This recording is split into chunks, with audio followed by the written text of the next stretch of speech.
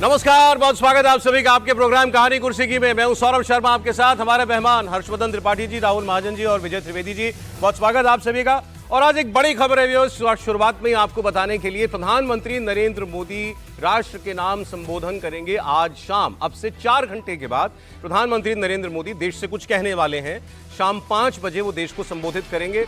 अब वो क्या कहेंगे ये तो खैर अब 5 बजे ही पता चलेगा, लेकिन अनुमान लगाए जा रहे हैं कि वो कुछ बड़ा ऐलान करेंगे। और कल से चूंकि देश भर में जीएसटी की नई दरें लागू होने वाली हैं, उससे पहले आज शाम प्रधानमंत्री देश से बात करने वाले हैं, तो उससे जोड़कर उनकी संबोधन को देखा जा रहा है। अदरवाइज वैसे भी बात करें तो बहुत सारी घटनाएं घट रही हैं। H1B वीजा को लेकर बहुत हंगामा है। ऑपोजिशन से पूछी तो वो तो कहेगा कि बताएं कि मोदी जी बताएं कि ट्रंप से उन्होंने क्या बात की। लेकिन प्रधानमंत्री ने आज का दिन क्यों चुना और समय 5 बजे का, वो बड़ा महत्वपूर्ण है। क्योंकि वो इससे पहले बड़ी घोषणाएं कोई रात को 8 बजे भी करते थे। आज शाम रविवार के दिन भारत पाकिस्तान का शाम को मैच भी होगा, उससे पहले 5 बजे प्रधानमंत्री ने वक्त चुना देश से कुछ कहने का। तो वो क्या बात हो सकती है, इस पर हम लोग चर्चा की शुरुआत करेंगे। पहले हमारे राजनीतिक संपादक देवेंद्र पराशर वो हमारे साथ लाइव जुड़ गए, तो उनके पास क्या जानकारियां आ रही हैं प्रधानमंत्री के संबोधन से जुड़ी, वो पूछ लेते हैं। जी देवेंद्र। और सौरभ, समय तो आधिकारिक तौर पे बताया गया है, लेकिन विषय के बारे में नहीं बताया गया है। लेकिन सरकार के कॉरिडोर की बात करें और उससे जो बातचीत हो रही है, जो सेंस मिल रहा है, उससे ये सेंस मिल रहा है कि जीएसटी को लेकर प्रधानमंत्री नरेंद्र मोदी का संबोधन होगा। और समझा जा सकता है कि ये इतना बड़ा इकोनॉमिक रिफॉर्म है और आगे किस प्रकार से भारतीय इकोनॉमी को मजबूती प्रदान करेगी। और जो मौजूदा हालात हैं, कल ही आपने सुना होगा कि प्रधानमंत्री नरेंद्र मोदी का ये कहना और कि हमारा सबसे बड़ा शत्रु है वो ये कि दूसरे देशों पे जो हमारी निर्भरता है वो हमारा सबसे बड़ा इनेमी है। तो इस तरह की कंडीशन में अगर इकोनॉमी के लिए इतना बड़ा कदम उठाया जा रहा है, जो कि कल से लागू हो जाएगा, तो उस हिसाब से उससे पहले प्रधानमंत्री नरेंद्र मोदी का संबोधन होगा। इस बात के संकेत मिल रहे हैं। आधिकारिक तौर पे जानकारी नहीं दी गई है, आधिकारिक तौर पे सिर्फ समय की जानकारी दी गई है। सौरभ जी देवेंद्र, इस बात से भी पता चलता है कि इशारा मिल सकता है कि ये कल से जो जीएसटी के नई दरें लागू होंगी, सरकार इसको कितनी बड़ी घटना मानती है और इससे कितने बड़े रिटर्न्स की उम्मीद सरकार कर रही है। बहुत बहुत बहुत बड़ी जिसे कहें ना, तो उस तरह के सेंस सौरभ, सरकार के हर एक मंत्रालय के मंत्रियों से बात करें, चीफ सेक्रेटरी से बात करें, तो यही सेंस मिल रहा है। और वो शीर्ष स्तर पर भी इस तरह का संकेत है कि एक बड़ा कदम है। और जिस प्रकार के इकोनॉमी में धनराशि के इसके बाद इस जो टैक्स में जो कटौती हो रही है, जो मौजूदा प्रारूप में है, उसमें 2 लाख करोड़ रुपए के इन्वेस्टमेंट की इंडियन इकोनॉमी में उम्मीद जताई जा रही है कि उतना पैसा पंप होगा। और उतना पैसा पंप होगा, जैसे अगर प्रधानमंत्री आवास योजना से अगर सौरभ तुलना करें तो उसका ये 4 गुना ये बड़ी धनराशि होगी। जो इंसेंटिव स्कीम लागू किया गया है उसका 10 गुना बड़ा ये धनराशि होगा। तो इस तरह से अलग अलग पोजीशन के मार्फत सरकार से देख रही है और बहुत बड़ा कदम मान रही है, जिसमें केंद्र सरकार और राज्य सरकार दोनों की ही भूमिका रही है। क्योंकि हम सभी जानते हैं कि कोई भी फैसला जीएसटी काउंसिल में ही होता है, तो उस लिहाज से एक बड़ा आर्थिक सुधार उस दिशा में इसे देखा जा रहा है। और मौजूदा समय में इसकी बहुत ज़्यादा ज़रूरत थी। इतना बड़ा पैसा आएगा तो ज़्यादा से ज़्यादा इसमें रोज़गार क्रिएट होंगे और उससे समझा जा सकता है कि इकॉनमी को कितनी मजबूती मिलेगी। इसके पीछे सोच भी यही थी। और जब जीएसटी सौरभ लागू किया गया तो उस समय ही सरकार के शीर्ष स्तर पर ये योजना थी कि समय समय पर इसमें और ज़्यादा सुधार किए जाएंगे। बहुत सारे लोग आपको ये कहेंगे कि ऐसा क्यों हुआ, 7 साल बाद क्यों हो रहा है। वो उसकी ज़रूरत थी, क्योंकि तब सभी राज्यों को सहमत कर पाना आसान काम नहीं था। जीएसटी काउंसिल ने ये फैसला लिया और हर एक फैसले जीएसटी काउंसिल में ही लिए जाते हैं। तो उस लिहाज से आप कह सकते हैं कि एक नेचुरल प्रोग्रेशन के तौर पे ये स्टेज आया है। और ये एक बहुत बड़ा जीएसटी लागू जब हुआ वो एक बड़ा कदम था इकोनॉमी के लिहाज से, और ये दूसरा बड़ा कदम इस रूप में माना जा रहा है जब सिर्फ 2 टैक्स स्लैब रखे जाएंगे और टैक्स में काफ़ी कटौती की जाएगी। कम से कम 2 टैक्स स्लैब तो ऐसे हैं सौरभ, जिसमें एक में 99%, दूसरे में 90%, इस तरह के प्रोडक्ट्स सस्ते हुए, उतने सारे प्रोडक्ट्स सस्ते हुए हैं।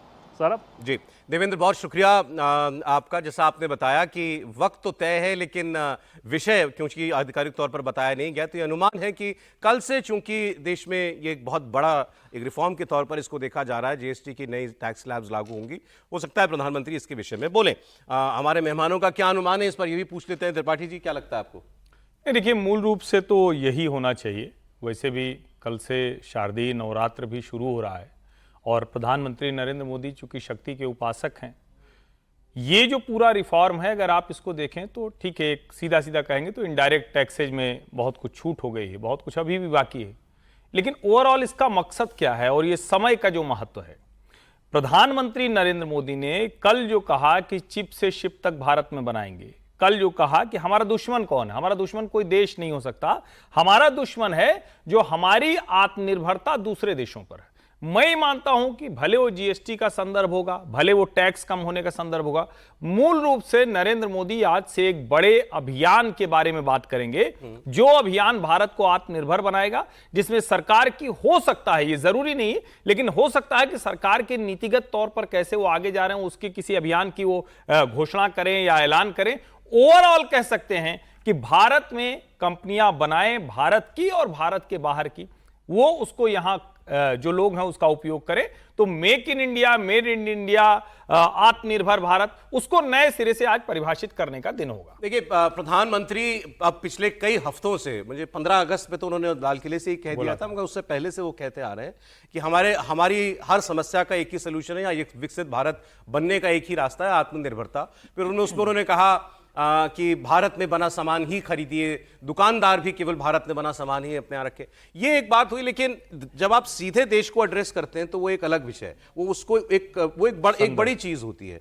तो वो क्या आह्वान किस रूप में कर सकते हैं, ये समझना है विजय जी। देखिए, जो जीएसटी रिफॉर्म पर जिसकी बात हो रही है, उसको क्यों ज़रूरत है और उसको कैसे देश कर सकते हैं, ये मेरे ख्याल से आज़ाद हिंदुस्तान के बाद पहली बार ऐसा होगा कि डिप्लोमेसी का जवाब हम डोमेस्टिक पॉलिसी से दे रहे हैं। मैं इसको ऐसे देखता हूँ, क्योंकि जो अभी देश के साथ दुनिया भर के जो माहौल बना हुआ है, ख़ास तौर से ट्रम्प टैरिफ के बाद पेट्रोलियम की प्रोडक्ट्स की खरीद को लेकर, रशिया को लेकर जो एक अलग तरीके का तनाव है, चाइना के साथ हमारा ट्रेड डेफिसिट है, उन सब के बाद ये एक मौका है कि हम उस डिप्लोमेटिक लड़ाई को डोमेस्टिक तरीके पर मजबूत होकर कैसे लड़ें। मुझे लगता है आत्मनिर्भरता को लेकर स्वदेशी अभियान को मेरे ख्याल से ज़्यादा बेहतर तरीके से डिफाइन करें, क्योंकि अभी हम हिंदुस्तान में स्वदेशी को लेकर बहुत कंफ्यूज हैं। मोटे तौर पर गांधी से मोदी तक में स्वदेशी अभियान अलग अलग तरीके से अलग अलग मौक़ों पर याद किया गया। तो क्या ये मेक इन इंडिया है, क्या ये मेड इन इंडिया है, क्या ये असेंबल इंडिया है, इन सब को कैसे साथ लेकर चला जा सकता है या अलग अलग कैसे किया जा सकता है। क्योंकि मैं समझता हूँ पहला स्टेप ये भी हो सकता है, make in India, made in India की बहुत लोग आलोचना करते हैं, लेकिन असेंबल इंडिया भी फर्स्ट स्टेप होता है। जब आप कोई चीज़ के लिए पूरी तरह से टेक सेवी नहीं है, हाँ, तो पहले उस पर काम करते हैं, उसको असेंबल करते हैं, फिर उसके साथ आगे कंडीशन लगाते हैं कि भाई हमें टेक्नोलॉजी भी चाहिए, फिर आप प्रोडक्ट भी यहाँ बनाइए। तो वो पूरा आत्मनिर्भर भारत। और जो प्रधानमंत्री जी ने एक दिन कहा था, आपको याद हो, कि करेंसी का कोई रंग हमें फर्क नहीं पड़ रहा। हाँ, वो डॉलर है कि पाउंड है, हाँ, काला है कि गोरा है, हाँ, तो वो सब। तो इसका मतलब वो आत्मनिर्भरता और स्वदेशी को कैसे हम डिफाइन करें, क्योंकि मुझे अब भी लगता है कि देश में बहुत सारे लोग स्वदेशी अभियान को लेकर कंफ्यूज। लेकिन आपको लग रहा है ये कल जो जीएसटी दरें लागू होंगी उससे ही रिलेटेड होगा? उससे रिलेटेड उसको हम कैसे आगे बढ़ाएंगे या उसका मायने क्या है, क्योंकि स्वदेशी वो जीएसटी रिफॉर्म की तो सारी रेट्स वगैरह सब तो तय कर दिए। यही बात है एक्चुअली जो आपने भी कही ना, अखबारों में फुल पेज ऐड कंपनियां लगातार दे रही हैं, सरकार के सारे मंत्री ये कितना बड़ा रिफॉर्म है बता चुके हैं देश को।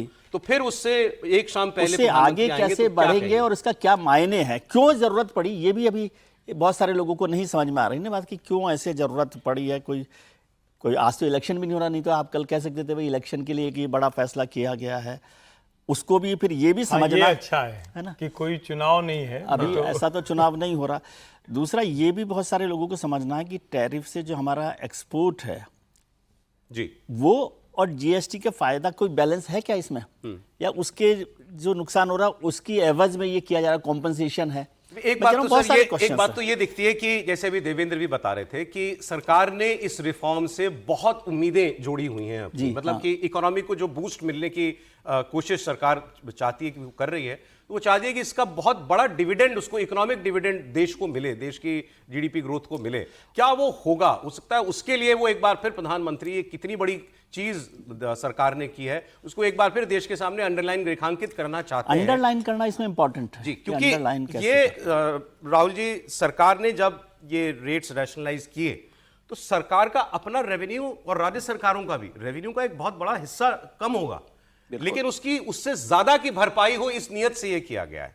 और वो तभी होगा जब लोग इसके पैमाने को समझें, लोग ये समझें कि ये जीएसटी दरें कम करने का, स्लैब्स कम करने का उनके जीवन के हर क्षेत्र पर असर पड़ने जा रहा है और वो उसको उस तरीके से लें। देखिए, जो देश में सरकार का रेवेन्यू है, अगर उसको 1 रुपया मान लें तो उसमें 66 पैसे टैक्सेस से आते हैं। ठीक है। अब अगर इतना बड़ा मामला है और आप जो है जीएसटी में इतना बड़ा फेरबदल करते हैं तो नेचुरली सरकार के अंदर भी ये चिंता होगी कि क्या हमारा रेवेन्यू तो नहीं गिरेगा।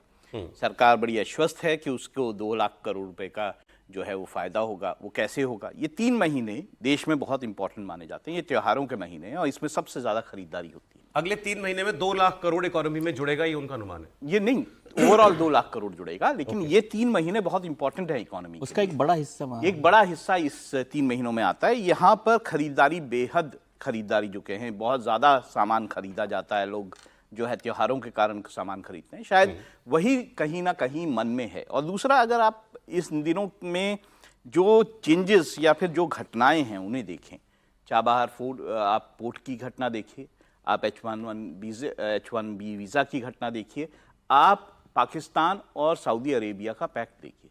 ये ऐसी घटनाएं हैं जो देश के लिए बहुत ही संवेदनशील घटनाएं हैं और ऐसे में प्रधानमंत्री जो है वो देश की जनता को एड्रेस करेंगे।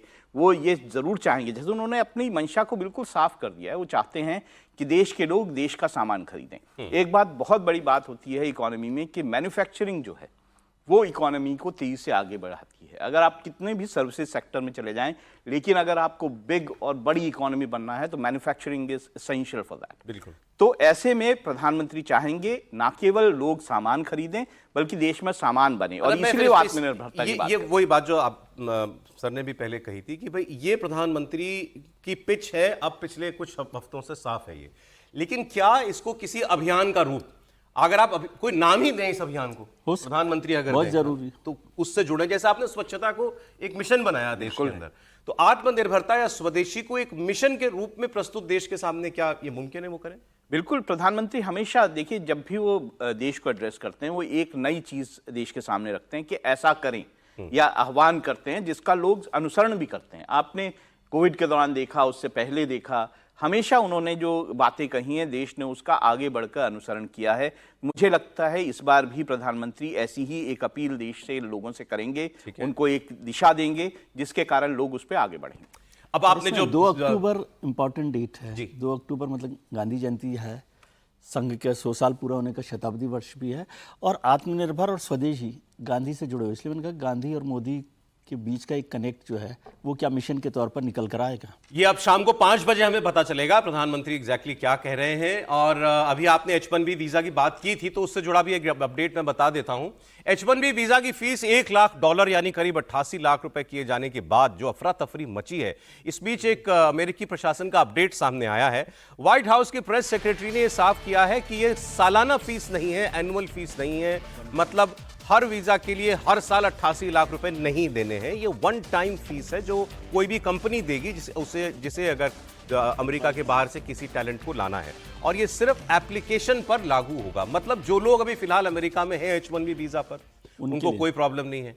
जो लोग H1B वीजा धारक हैं, इस वक्त अमेरिका में नहीं हैं, भारत आए हुए हैं मान लीजिए, तो वो पहले की तरह अमेरिका आ जा सकते हैं। उनको सिर्फ नए वीजा आवेदन करने वालों को ये नई फीस देनी होगी। जो ऑलरेडी जिनको वीजा मिला हुआ है उनके ऊपर ये लागू नहीं होगा। लेकिन इसमें एक पेच है, हमें उसकी बात करनी है।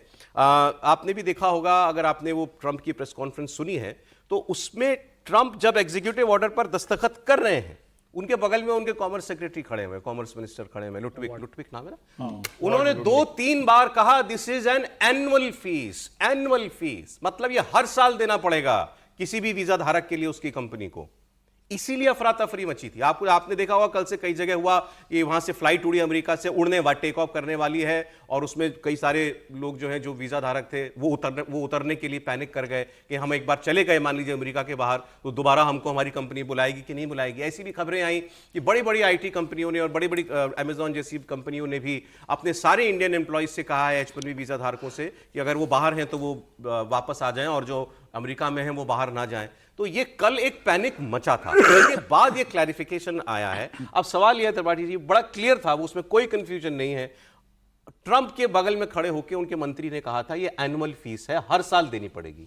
उसके बाद ये क्लैरिफिकेशन आया कि ये वन टाइम फीस है। इसमें कहीं कोई पीछे बैक चैनल प्रेशर काम किया है क्या? देखिए, पहली बात तो ये कि डोनाल्ड ट्रंप थोड़ा सा कुछ, मतलब इसको कहते हैं ना कि सिर्फ उदाहरण के लिए कह रहा हूँ कि आदमी किसी नशे में हो और वो डगमगाता लहराता हुआ सा चले तो उसको समझ नहीं आता कि कब कौन सा पाँव कहाँ पड़ गया, और कई बार वो लड़खड़ा के गिर पड़ता है, फिर झाड़ के खड़ा हो जाता है, कहता मैं गिरा तो था ही नहीं। डोनाल्ड ट्रंप उस अवस्था में, उनकी प्रेस सेक्रेटरी के बयान को ध्यान से देखिए, और ये जो हॉवर्ड लुटनिक बोल रहे हैं, लुटनिक साहब 2 बार बोल रहे हैं कि ये पर ईयर लगेगा, और जो ट्रंप बोल रहे हैं वो ये बता रहे हैं कि अच्छा ठीक है अब मैंने कर दिया हैप्पी। यानी प्रेसिडेंट और उनका कॉमर्स सेक्रेटरी और उनकी प्रेस सेक्रेटरी, उनके बीच में क्या संवाद हो रहा है नहीं पता। अब इसको 2 तरह से देखा जाना चाहिए। एक तो ये कि ट्रंप ने इसको दबाव पड़ा वापस ले लिया, दूसरा ये कि भारत इस स्थिति में है कि दबाव तो बना देता है। आज जब हम ये कह रहे हैं, जब वो टॉप 7 से मिले थे तो उसमें सत्या नडेला और सुंदर पिचाई भी शामिल थे, जो हम लोग कई बार कहते हैं, और एक दिन कहानी कुर्सी की में हमने बात की थी, और मैं बहुत स्ट्रांगली इस बात को मानता हूं, इंडिया लॉबी अब वहां स्ट्रांग होना शुरू हुई है। अभी वो इस स्थिति में नहीं थे। अभी क्या था, गुजराती वहां मोटल का काम करते थे, कुछ थोड़ा बहुत और धंधा कर लिया, कुछ काम धाम कर लिया, इधर कनाडा की तरफ से जुड़े वाले कुछ ट्रक एसोसिएशन हो गई। अब जाकर हम पावरफुल पोजीशंस में आ रहे हैं। अब हमारे पास वो ताकत है जिसको हम कहते हैं कि क्या कोई लॉबी करके कुछ कर सकता है। और आपको ध्यान में होगा, जो भारत सरकार के लिए जो कंपनी लॉबी करती है, क्योंकि अमेरिका में लॉबिंग लीगल है, वो बाकायदा फीस देकर होती है, वो बाकायदा जाकर ट्रंप से मिले थे। यानी इसका मतलब ये हुआ कि हम नरेंद्र मोदी को जैसे देख रहे हैं, वो नरेंद्र मोदी सामने गुस्सा नहीं रहे हैं, नाराज नहीं हो रहे हैं, वो एक बढ़िया मैच्योर पॉलिटिशियन की तरह व्यवहार कर रहे हैं। ठीक है। बैक चैनल डिप्लोमेसी काम कर रही, बैक चैनल प्रेशर काम कर रहा है, और हमारे जो लोग हैं उनका दबाव काम कर रहा है। ये ट्रंप को वापस लेना पड़ा है। ये कोई ऐसा नहीं है कि ये ट्रंप ने कदम वापस खींचे हैं ना? ट्रंप ने बिल्कुल कदम वापस खींचा, और इससे यूं भी समझिए कि इस आदमी को समझ भी नहीं है बिजनेस की। मतलब क्योंकि इतना बड़ा आदमी, उसको आप ये नहीं कह सकते। हमारे मतलब की बात इसमें यह है, इन दोनों बातों में जमीन आसमान का अंतर है कि एनुअल फीस लगेगी हर वीजा पर हर साल, या वन टाइम फीस है। तब भी जो पैनिक कल था या परसों से जब ये खबर आई, जितना दबाव था, लग रहा था बहुत नुकसान हो जाएगा, हमारे इतने हजारों लोग वहां काम करते हैं, सब लोग वापस आ जाएंगे, वो यहां आएंगे तो वो बेटर ट्रेंड, बेटर प्रोफेशनल्स हैं, वो यहां मिड लेवल नौकरियां चली जाएंगी, ऐसी बहुत सारी बातें हो रही थी। लेकिन सारा का सारा मामला ही जो है वो खत्म हो गया। इंपैक्ट अभी भी होगा, लेकिन जो सोच रहे थे उससे तो बहुत कम, बहुत कम। पर बहुत ज्यादा अभी भी इम्पैक्ट है। देखिए, उससे मैं कंपेयर कर रहा हूं। अगर 33,000, देखिए फीस क्या थी H1B वीजा की, $1,500 से $4,500 तक की फीस थी। अब क्या फीस जाने जा रही है? 33,333। सर अग्रीड, लेकिन अगर ये रेट्रोस्पेक्टिव होता जो पहले लग रहा था, अगर ये रेट्रोस्पेक्टिव होता तो जो इंपैक्ट होता। नहीं, इसको एक लाइन और थोड़ा समझने के जो लिए, देना, एक लाइन से समझने के लिए, पहली बात तो ये कोई आज से लागू नहीं है। H1B वीजा के लिए बाकायदा जैसे आप किसी जगह डालते हैं और आप क्यू में कतार में लग जाते हैं ब्लड के लिए, किसी डोनेट करने के लिए, वैसे ही H1 वीजा के लिए दुनिया भर के लोग वहां अप्लाई करते हैं। फिर लॉटरी निकलती है। अब जब लॉटरी साइकिल अगला आएगा उसमें ये लागू होगा। तो ये समझना हमारी जो लोग थोड़ा सा और काम कर रहे क्लैरिफाई हैं उनके ऊपर असर नहीं है। देखिए, क्लैरिफाई कर दूं, वहां पर जो लोग जाते हैं स्किल्ड वर्कर, जो एक्सट्रीमली स्किल्ड वर्कर, जो भारत से और चीन से ज्यादा वहां पे हैं, वो जो हैं $1,00,000 उनकी एनुअल कमाई के आसपास है, और उसमें से किसी कंपनी को $33,333 पर ईयर देने पड़ गए, तो वो कंपनी के लिए बेहद मुश्किल होगा। और ऐसे में जो वहां बातें हो रही हैं अमेरिका में, वो ये हो रही है कि यहां से जो लोग स्किल्ड वर्कर जाएं, वो वहां पर लोगों को ट्रेन करें। इस पर ट्रंप जो है वो बहुत ज्यादा इंसिस्ट कर रहे हैं, जिससे वहां पर और ज्यादा ये चिंता है कि भारतीय वर्कर्स जो हैं वो किस तरह से वहां टिके। सर मैं एक लिमिटेड पॉइंट कह रहा हूं, 88 लाख फीस होने के बाद अगली लॉटरी साइकिल जब H1B की निकलेगी, वीजा बहुत कम हो जाएंगे, इसमें कोई शक नहीं है, लेकिन जो एग्जिस्टिंग वीजा धारक हैं उन पर नहीं असर पड़ने वाला है। बिल्कुल। और ये बहुत बड़ा फर्क है। मतलब दोनों तरह से, दोनों शब्दों को लिए कहें तो दोनों के लिए बड़ा फर्क है। मतलब एक बार जो बढ़ाई गई है वो भी असर डालने वाली है, लेकिन जो विड्रॉ किया है, और ये इंडियन प्रेशर ही है। आप सोचिए 73% हाई स्किल जो हमारा शेयर है अमेरिका में, तो वो बड़ा हिस्सा है। और उस वजह से जो कॉमर्स मिनिस्टर जो कह रहे थे और ट्रंप साहब जो उस समय बोल रहे थे, वो तो साफ था, उसमें कोई कोई कंफ्यूजन नहीं थी। कोई कंफ्यूजन नहीं थी। और अब जो बदला गया उसमें भी कोई कंफ्यूजन नहीं है कि अब उसको वन टाइम कर दिया गया न्यू एप्लीकेशन पे। वो ऐसा होता भी है, बहुत बार होता है, बहुत सारी चीज़ में हम लोग करते हैं कि न्यू एडमिशन्स पर इस तरह का काम किया जाए या न्यू एप्लीकेशंस पर। वो भी महंगा है लेकिन फिर भी उससे काम चल सकता है। ये हर्षवर्धन जी ने जो बात कही ना कि वो बहके हुए से रहते हैं, ड्रंक किए हुए रहते हैं, तो मुझे एक किस्सा याद आया कि कॉलेज लाइफ में होता है हॉस्टल में कि जब लोग पी लेते हैं तो उनसे कहा जाता है, वो सब लोग कहते हैं कि भाई मैंने कोई नहीं पी रखी, तो उनसे कहते हैं ये लाइन बनी हुई सीधी, इस पर जो सीधा चलेगा वो माना जाएगा कि वो नहीं पिया हुआ है, मतलब वो ठीक है। तो जो सीधा चलता है वही सबसे ज्यादा पिया होता है। अब देखिए सर, ब्रेक का समय हो गया सर, ब्रेक के और भी बाद बात दिक्कतें और ये हैं, मैं एक छोटा सा ऐड करूंगा। देखिए इसमें दिक्कत ये भी है कि जो ट्रंप हैं वो इस वक्त ये फैसले कर रहे हैं, चाहे चाबहार का H1 का, जब कल जो है हमारे जो वो मंत्री हैं वो वहां पे टॉक्स। ये खबर सर आगे भी है, आगे लगी, मैं उस खबर पर आगे बात करूंगा। लेकिन ट्रंप को जानते हुए उन्होंने कई देशों पर टैरिफ लगाए, वापस भी ले लिए, कई बड़े बड़े फैसलों का ऐलान किया, फिर उन्होंने उसको विड्रॉ कर लिया है। अभी यूरोप के साथ खड़े थे, अब खबर आ रही है कि उन्होंने रशिया के साथ जो लगे हुए यूरोप के देश हैं उनसे कह दिया भाई मैं तुम्हारी मदद नहीं कर पाऊंगा। एक वॉलेटाइल सोच है, तो ऐसे में ये फैसले भी कितने दिन टिकेंगे, कितने दिन चलेंगे, ये भी नहीं कहा जा सकता। ये बात करते हैं बिहार के चुनाव की। चुनाव अपनी दिशा में जा रहा है, लेकिन एक बार बार जाने क्या बात है कि एक ऐसी कड़वी बातें, गाली गलौज, अपशब्द कहना, ये कभी कभार किसी चुनाव में हुआ तो हुआ, लेकिन बिहार के चुनाव में ये बार बार हो रहा है। और बार बार प्रधानमंत्री नरेंद्र मोदी के लिए अपशब्द कहे जा रहे हैं। अब एक बार फिर महागठबंधन की रैली में प्रधानमंत्री मोदी को उनकी माताजी को गाली दी गई। और बीजेपी ये कह रही है कि कल वैशाली में तेजस्वी यादव की जनसभा में ये सब कुछ हुआ, जहां प्रधानमंत्री मोदी की मां को फिर गाली दी गई।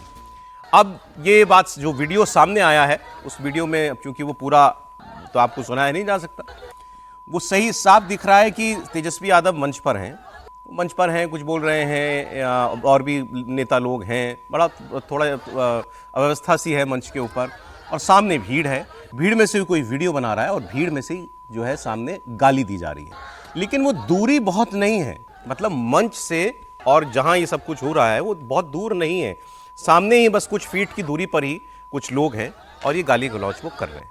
बीजेपी ये कह रही है कि पहले तो कांग्रेस और आरजेडी ने ये कह दिया था कि हमारे नेता उस मंच पर थोड़े ही थे, हमारे नेता तो राहुल गांधी और तेजस्वी यादव उस स्टेज पर गए भी नहीं थे। अब वहाँ पर कौन सा एंटी सोशल आदमी आ गया, गलत आदमी आ गया, उसने माइक छीन लिया, उसने गाली दे दी, तो ये हमारी जिम्मेदारी नहीं है। ये भी कहा गया कि वो हमारा आदमी नहीं है। लेकिन अब ये वाला मामला थोड़ा सा ज़्यादा मुश्किल होगा इससे निकल पाना, इस आरोप से निकल पाना, क्योंकि तेजस्वी मंच पर सामने साफ साफ खड़े हुए दिखाई दे रहे हैं। एक बार आपको मैं वीडियो दिखाता हूँ, आप भी जज कीजिए कि क्या इसमें जिम्मेदारी बनती है आरजेडी की।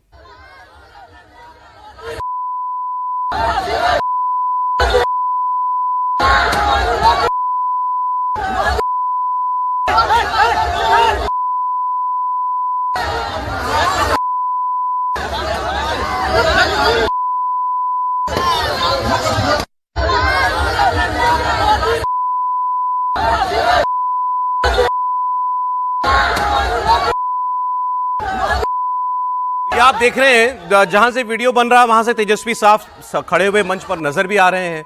आरजेडी के विधायक हैं मुकेश रोशन, उन्होंने ये दावा किया कि इस वीडियो के साथ छेड़छाड़ की गई है। मतलब उनका कहना है कि गाली इसमें फिर से बाद में कॉपी पेस्ट की गई है, कोई गाली वहां दे नहीं रहा था।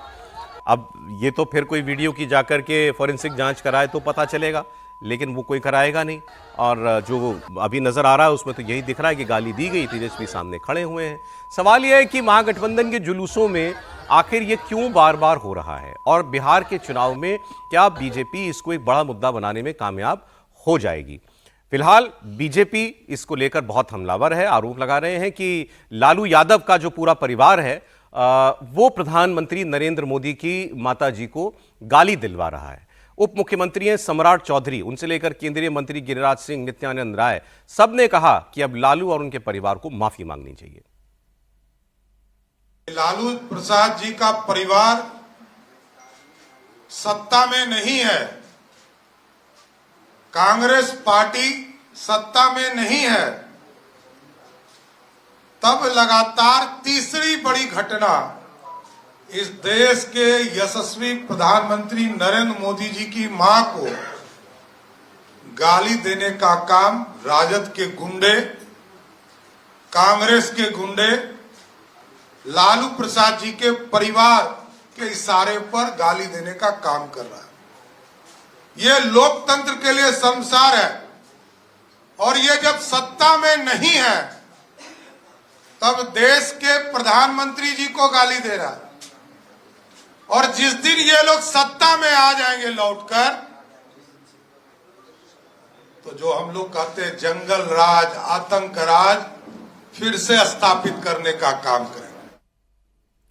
वैसे ये बात सही है कि इसका नुकसान तो आरजेडी को ही होगा, जितना भी नुकसान हो। आज बीजेपी को मौका मिला है कहने का कि यही इनका चरित्र है, यही लोग कर सकते हैं, सत्ता में आएंगे तो भी यही गुंडागर्दी, गाली गलौज करेंगे। बीजेपी तो ये बोल ही रही है। प्रशांत किशोर ने भी इस गाली कांड को लेकर आरजेडी पर सवाल उठाया और कहा कि आरजेडी की पॉलिटिक्स ही है गाली वाली पॉलिटिक्स। ये इतने साल सत्ता से दूर हो गए इनको होते हुए, तब भी ये बदले नहीं। राजद के नेताओं का, इनका चरित्र, इनका काम करने का तरीका, इनकी राजनीति ही इसी तरह की गाली गलौज, भाषा की मर्यादा न रखना, एक दूसरे कट्टा, बदमाशी, रंगदारी, अपहरण, यही काम ये लोग करते रहे हैं। तो अगर इनके मन से फिर से ये हो रहा है, ये तो सिर्फ इतना ही दिखा रहा है कि भाई ये बदले नहीं है। जो पहले जिस चीज के लिए जाने जाते थे वही चीज आज भी ये कर रहे हैं। अब आरजेडी का रिएक्शन भी आ गया है इस पर। आरजेडी ने इस वीडियो को भ्रामक बताया है और कहा है कि तेजस्वी की वजह से बीजेपी में हताशा है, इसीलिए वो इस तरह की राजनीति कर रही है। मनोज झा जी जो सांसद हैं उन्होंने भी इस पर एक पोस्ट किया है। तो मतलब आरजेडी तो इससे पल्ला झाड़ेगी और उनके पास और कोई विकल्प नहीं है। लेकिन क्या नुकसान ऑलरेडी हो चुका इस पूरे जो दूसरी बार ये गाली कांड रिपीट हुआ है? हर्षवर्धन जी, देखिए, आप बार बार ये कह रहे हैं क्या भारतीय जनता पार्टी प्रधानमंत्री नरेंद्र मोदी की मां को गाली देने को मुद्दा बना रही है? तो मुझे लगता है थोड़ा सा इसको रिफ्रेज करना चाहिए। कांग्रेस और तेजस्वी यादव को शायद ये लगता है कि एक वर्ग है जो मोदी से इतना नाराज है, इतना दुखी है, इतना परेशान है कि वो मोदी को आप अपमानित करें, गाली दें, माँ की गाली तक दे दें तो भी कोई फर्क नहीं पड़ेगा, वो आपके साथ आएगा। क्योंकि अगर ऐसा नहीं होता, अब राष्ट्रीय जनता दल की तरफ से अब आ रहा है कि ये एडिटेड वीडियो है। खैर आजकल बड़ा ज़माना विचित्र है, कुछ भी हो जाता है, एआई से बहुत कुछ होता है। लेकिन इस वीडियो पर या पहले के वीडियो पर या जो पहले कहा गया उस पर जो प्रतिक्रिया आई, वो देखने से लगता है कि उनके लिए बहुत बड़ा विषय नहीं है कि नरेंद्र मोदी को माँ की गाली दे दी गई। ये विषय नहीं उनके लिए। विषय उनके लिए क्या है? नरेंद्र मोदी को आप कितना अपमानित कर सकते हैं। अब अगर ये विषय नहीं होता तो आर्टिफिशियल इंटेलिजेंस से कांग्रेस ने वो वीडियो भला क्यों बनाया होता जिसको हम आप दिखा भी नहीं सकते, क्योंकि कोर्ट ने कह दिया कि उसको उतार दो नीचे। इसका मतलब ये हुआ नरेंद्र मोदी को किसी भी स्तर तक जाकर अपमानित करने का मन राहुल गांधी और तेजस्वी यादव का बना हुआ है। जब वो बार बार मंचों से लेकर बार बार सार्वजनिक जगहों पर इस तरह की बात करते हैं तो उनका कार्यकर्ता वो उस तरह से है। और जो प्रशांत किशोर कह रहे हैं फिर वो बात ठीक लगती है कि वो बदला थोड़ी ना, वही है, वही व्यवहार कर रहा है। ये जो सब कुछ हुआ इस पर आरजेडी का यही कहना है कि भाई इससे हमारा कोई लेना देना नहीं है। लेकिन सर तेजस्वी तो दिख रहे हैं सामने। अब ये कहा जा सकता है भाई इतनी भीड़ में कोई क्या कह रहा है, हमारे नेता को क्या बता, वो तो मंच पर है, लेकिन कैमरा तो बता रहा है जो हुआ। नहीं, वो भी ठीक है, वो बात कर रहे हैं, लेकिन मुद्दा वो नहीं है ना। मुद्दा इसमें मैं इस बात को समझ रहा हूँ कि गाली देना बार बार हो रहा है, लेकिन उनको समझ में आता है। इसको पॉलिटिकली देखें तो तेजस्वी जी को या कांग्रेस को या जो भी एंटी मोदी फ्रंट है उसको लगता है कि मोदी को अपमानित करके आप अपने आप के जो वोटर्स है उसको यूनाइट कर सकते हैं या पोलराइज कर सकते हैं। इसको आप नॉन सीरियसली मत लीजिए कि एक घटना के तौर पे कि वहाँ गाली दे दी, यहाँ गाली दे दी। उससे भी होता है ना, कई बार उनको लगता है कि जिन लोगों में गुस्सा है मान लीजिए नरेंद्र मोदी जी को लेकर या बीजेपी को लेकर, तो उसको यूनाइट करने का भी कोई तरीका एक ना कोई निकाल सकता है। गाली दिलवा रहा है आपकी कहना चाहते हैं? नहीं दिलवा रहा, लेकिन उसको प्रोटेक्ट तो कर ही रहे ना एक तरह से। नहीं तो कहते कि भाई नहीं है, हमारा लेना देना कोई नहीं। और वहां पर तेजस्वी खड़े, ये पक्का है कि भाई तेजस्वी के कहने से तो नहीं दी। तेजस्वी ये तो कर सकते थे, उसको पकड़ो, ऐसा करते हैं ना, कौन बोला है इसको पकड़िए इधर लेकर आयो, है ना, ये तो कर सकते हैं ना। मतलब मैं ये नहीं कह रहा कि तेजस्वी ने न दिलवाई है न तेजस्वी के इशारे पे कुछ हुआ है। और प्रेजेंस में वो कर भी नहीं सकते कुछ, लेकिन इतना तो कर ही सकते हैं कि मंच पे वो खड़े। और जो लोकल नेता होता है ना, जैसे तेजस्वी जी मजबूत नेता, तो वो इस तरह का बिहेव कर सकते हैं कि अपने कार्यकर्ता को कहे कि भाई इसको बुलवाइए, इधर इसको पकड़िए। वो भी नहीं किया। इसका मतलब वो समझते कि ये चल रहा है तो ठीक है, इसमें कोई नुकसान कम से कम इसमें भी कोई फायदा हो सकता है।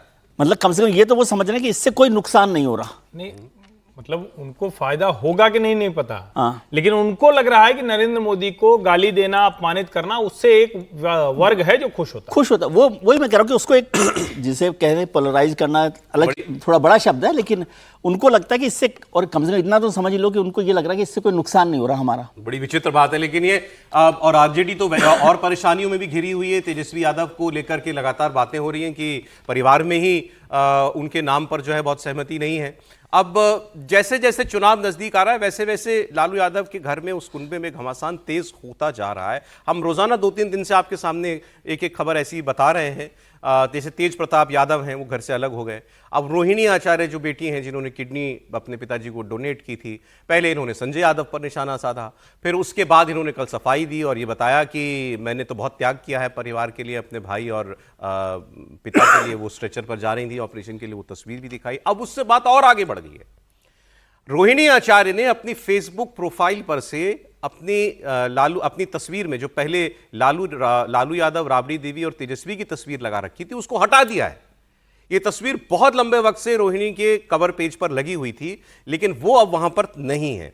तेज प्रताप यादव ने भी इस बात को कंफर्म किया कि रोहिणी आचार्य ने पिता के साथ अपनी तस्वीर, अपनी प्रोफाइल पिक्चर हटा दी। और यह भी कहा तेज प्रताप ने कि रोहिणी कहेंगी तो वो अपनी पार्टी से उन्हें टिकट भी दे देंगे। तो ये आपको हम इमेज दिखा रहे हैं उनके प्रोफाइल पेज पर। पहले ये पिक्चर लगी हुई थी, लालू यादव के साथ वो हैं, लालू यादव की तस्वीर, राबड़ी देवी, तेजस्वी यादव की तस्वीर, और अब जो है ये तस्वीर जो है वहां पर दिखाई देती है। इसमें केवल उनकी तस्वीर है। अब भाई चुनाव में हर छोटी चीज को पढ़ा जाता है, रीड किया जाता है, तो ये भी बहुत बड़ी बात है। और जो वो बोल नहीं रही हैं, वो तेज प्रताप बहुत खुलासे में कह दे रहे हैं। सुनाते हैं आपको तेज प्रताप क्या बोले। रोहिणी जी ने जो पोस्ट किया, आखिर उसमें क्या बातें हुई? क्योंकि मैंने देखा कि सोशल मीडिया पर फिर उनको लोग ट्रोल भी करने लगे। हो सकता है कि हमारी जो बड़ी बहन है रोहिणी आचार्य जी, उन्होंने कुछ एब्जॉर्व किया होगा, उन्होंने कुछ देखा होगा, तब इस तरीके का। उतना दिन में तो उन्होंने ऐसा तो कोई बात नहीं किया, आज अचानक से जरूर। तो हो सकता है कि इनके साथ कुछ हुआ होगा जरूर। क्या हो सकता है? कुछ भी हुआ होगा। हम तो अंदर तह में जा करके, हम तो बातचीत हमारी नहीं होती है, तो हम नहीं बता सकते हैं कि क्या हुआ होगा, लेकिन ज़रूर कुछ ना कुछ हुआ होगा। जिसका कारण है कि पहले ट्विटर पे हमारे पिताजी के साथ उनकी तस्वीर थी, अब वो तस्वीर भी नहीं है। अच्छा। ट्विटर पे, फेसबुक पे जो फोटो हमारे पिताजी के साथ था, वो इंडिविजुअल उनका फोटो है, और सब अकाउंट को प्राइवेट कर लिए हैं वो। अच्छा, कई लोग सोशल मीडिया तो पर ये हो भी लिख सकता रहे है कि हैं। उनको गहरा आघात लगा हो, जिसका ये कारण है उनको इस तरीके का उन्होंने शब्द का, ये तो होना ही था। तो आपने देखा तेज प्रताप बहुत खुलकर ये कह रहे हैं। तेज प्रताप बड़े भाई हैं रोहिणी आचार्य के, और वो कह रहे हैं कि तस्वीर उन्होंने हटा ली है, अपनी प्रोफाइल पिक्चर चेंज कर दी है, और अब केवल उनकी अपनी तस्वीर लगी है। लालू यादव, राबड़ी देवी, तेजस्वी की तस्वीर नहीं है। फिर वो कह रहे हैं कुछ उनके साथ हुआ है, मतलब उन्हें किसी बात का आघात लगा है, किसी बात से उनको दुख पहुंचा है, इसीलिए रोहिणी आचार्य ने ऐसा किया है। तो 3 दिन से लगातार रोहिणी आचार्य किसी ना किसी वजह से चर्चाओं में है कि परिवार में कोई अनबन है और वो उस बात से नाखुश है। अब आपको अगला बयान दिखाता हूं मैं तेज प्रताप का। तेज प्रताप यादव ने हमारे सहयोगी नीतीश चंद्रा के साथ इंटरव्यू में तेजस्वी यादव पर ही बड़ी खुलकर बात की। तेज प्रताप यादव ने गीता और भगवान कृष्ण की कसम खाई और कहा कि अब वो दोबारा कभी आरजेडी में नहीं जाएंगे। आपको ध्यान होना चाहिए कि इन्होंने अब तक अपनी अलग पार्टी नहीं बनाई है, ना है कोई कैंडिडेट वगैरह उतारने की बात खुलकर कही है। जा रहे हैं अलग अलग जगह प्रचार कर रहे हैं, बात लोगों के बीच में जा रहे हैं, लेकिन पार्टी नहीं बनाई। लेकिन अब ये कह रहे हैं कि मैं आरजेडी में कभी नहीं जाऊंगा। फिर इन्होंने तेजस्वी यादव को नसीहत भी दी, कहा कि कलम की पूजा होती है, उसे फेंका नहीं जाता। साथ साथ कहा कि तेजस्वी को उनका काम गिनाने की जरूरत नहीं है। आरजेडी में हम दोबारा नहीं जाना चाहेंगे। आरजेडी में तो हम नहीं जाना चाहेंगे। हम गीता का कसम खाते हैं, कृष्ण भगवान का कसम खाते हैं कि हम दोबारा आरजेडी में नहीं जाएंगे। बहुत बड़ी बात कह रहे हैं आप। हम आपके चैनल के माध्यम से बड़ा बयान दे रहे हैं। कोई हमको बुलाएगा भी तो नहीं जाएंगे, लेकिन सदैव माता पिता हमारे भगवान है, उनका तस्वीर हम हमेशा अपने साथ रखते हैं, अपने दिल में रखते हैं। पार्टी पॉलिटिक्स ये अपनी अलग जगह है, माता पिता का प्रेम अपनी अलग जगह है, और वो सदैव हमारे लिए रहेगा। तेजस्वी यादव ने एक इंटरव्यू में कहा भी है कि महुआ से जब भी कोई लड़ेगा तो आरजेडी का सदस्य लड़ेगा। तो जाहिर है वो भी अपनी तरफ से अब साफ साफ कह रहे हैं कि तेज प्रताप यादव के लिए दरवाजे बंद है। देखिए, हमारा राह अलग है। हमको सामाजिक न्याय को आगे बढ़ाना है, और सामाजिक न्याय कैसे बढ़ता है वो हमको पता है। लालू जी, राबड़ी जी क्या चाहती है? उनसे तो आपकी बात होती होगी? नहीं, हमारी अभी कोई बातचीत नहीं होती है उनसे, हमारी कोई बातचीत नहीं होती है। तो चुनाव में जब आप अकेले जाएंगे तो जाहिर है पूरी जिम्मेवारी आपके कंधे पर होगी। प्रचार करने के लिए परिवार का कोई आदमी नहीं आएगा? एकदम, हमारे साथ हमारे खुदा हैं, हमारे भगवान हैं। अच्छा, जिन बातों को आप शुरू में रख रहे थे, अब कमोबेश वही बातें रोहिणी जी की तरफ से भी आई हैं। आपने जयचंद शब्द का इस्तेमाल किया था, और अब रोहिणी जी भी जिन तस्वीरों को लेकर अपनी बात रख रही हैं, तो आखिर क्या है ये वजह? देखिए, हमने शुरू से ही कहते आ रहे हैं और बात सच्चाई निकला। हम जो कह देते हैं, भविष्यवाणी कर देते हैं कि जयचंद है तो है, इस तरीके का माहौल क्रिएट होगा तो होगा, और वो हो रहा है। भले ही हमारे बात को लोग नज़रअंदाज कर दें, वो अलग की बात हो सकती है, लेकिन हमने जो कहा अब तो पूरा बिहार का जनता देख रहा है, किसने क्या कहा, किसने क्या पोस्ट किया, कौन किसका कुर्सी हथियाना चाहता है, कौन किसका कुर्सी पर चिपका रहना चाहता है, कौन आरजेडी को कब्जा करना चाहता है। तो ये उनका मामला है, तेजस्वी जी का मामला है, तो तेजस्वी जी जाने और जयचंद लोग जाने, उससे हमको कोई लेना देना नहीं है। दूर दूर से हमारा अलग लाइन है, तेजस्वी जी का अलग लाइन है। अब तेज प्रताप तो बहुत खुलकर कह रहे हैं, और ये कह देना कि मैं पार्टी में दोबारा नहीं जाऊंगा, ये बिल्कुल साफ उन्होंने कह दिया। मतलब अब वो अपने पारिवारिक पार्टी, भाई की पार्टी, पिता की पार्टी के उम्मीदवारों के खिलाफ उम्मीदवार भी उतारेंगे, कैंडिडेट देंगे, तो नुकसान भी करेंगे, ये बात भी क्लियर हो गई। और रोहिणी पर वो कह रहे हैं कि मैंने आपसे पहले ही कहा था पार्टी में जयचंद है, रोहिणी को भी किसी बात का उनको आघात लगा है। क्या हो रहा है सर लालू खानदान में? तीन बोले, रोहिणी, तेज प्रताप और मीसा, तीनों जो हैं तेजस्वी से नाराज हैं। अलग अलग विषय हैं, और मतलब अगर वो तीन भाई बहन जो हैं वो उनसे नाराज हैं, तो नेचुरली ऐसा कुछ हो रहा है पार्टी में कि वो तीनों को या तो तेजस्वी अलग करना चाहते हैं या उनको जगह नहीं देना चाहते हैं। देखिए, मुझे जहाँ तक पता है, रोहिणी जो है इस बार जो है वो चुनाव लड़ना चाहती थी, और उनको मेरे हिसाब से ये माना जा रहा था कि उनको सीट नहीं दी जा रही है। ये हमने सर कल भी बात की थी, क्योंकि तो 2 दिन से कुछ ना कुछ हो रहा है रोहिणी जी से जुड़ा हुआ, तो मतलब एक समझ में ना आ पाने वाली बात है। पूरा परिवार राजनीति में है, एक बेटी और चुनाव लड़ जाएगी, एक टिकट उसको मिल जाएगा, तो क्या हो जाएगा? देखिए, फैमिलीज में मेरे ख्याल से जो राजनीतिक फैमिलीज हैं उसमें इस तरह की जो लड़ाई है या जो वर्चस्व की लड़ाई है वो हमने अक्सर देखी है। हमने मुलायम सिंह के परिवार में इस तरह की लड़ाई देखी है, लालू के परिवार में इस तरह की लड़ाई देख रहे हैं, हमने जो है शिवसेना में इस तरह की लड़ाई देखी है। तो अलग अलग पार्टियों में इस तरह की वर्चस्व की लड़ाई कि आखिर पार्टी का सर्वे सर्वा कौन होगा, ये लड़ाई होती रहती है। और इस वक्त तेजस्वी जो हैं वो आरजेडी के सर्वे सर्वा बनना चाहते हैं, और यही कारण है कहीं ना कहीं कि बाकी भाई बहन जो हैं वो नाराज। इसका नुकसान होगा इस पार्टी को? बिल्कुल होगा, इसका नुकसान बेहद होगा। त्रिपाठी जी, अब रोहिणी जी ने तस्वीर भी हटा दी फेसबुक से। नहीं, देखिए, रोहिणी तो मुझे लग रहा है कि बहुत तेजी में और बहुत आगे तक बगावत में बढ़ गई। तेज प्रताप ने बहुत लंबा समय लिया, मीसा अभी तक शांत हैं, लेकिन रोहिणी ने सबसे तेज रफ्तार में बगावत की, जिसको कहें कि वो शायद सबसे छोटी हैं इन लोगों में, तो उनकी रफ्तार जो है वो थोड़ा आगे वाली है। और जिस तरह से वो इमोशनल कार्ड प्ले कर रही हैं, इसका सीधा सा मतलब हुआ कि उनकी जो भी इच्छाएं हैं राजनीतिक वो नहीं मानी जा रही। अब सवाल यहाँ दूसरा है, क्या लालू प्रसाद यादव और राबड़ी देवी अपने बच्चों के इस मारामारी, इस आपस की लड़ाई को पार्टी पर हावी पड़ने देंगे? क्या लालू प्रसाद यादव बिल्कुल कमांड में नहीं है, उनकी कोई नहीं सुनता है?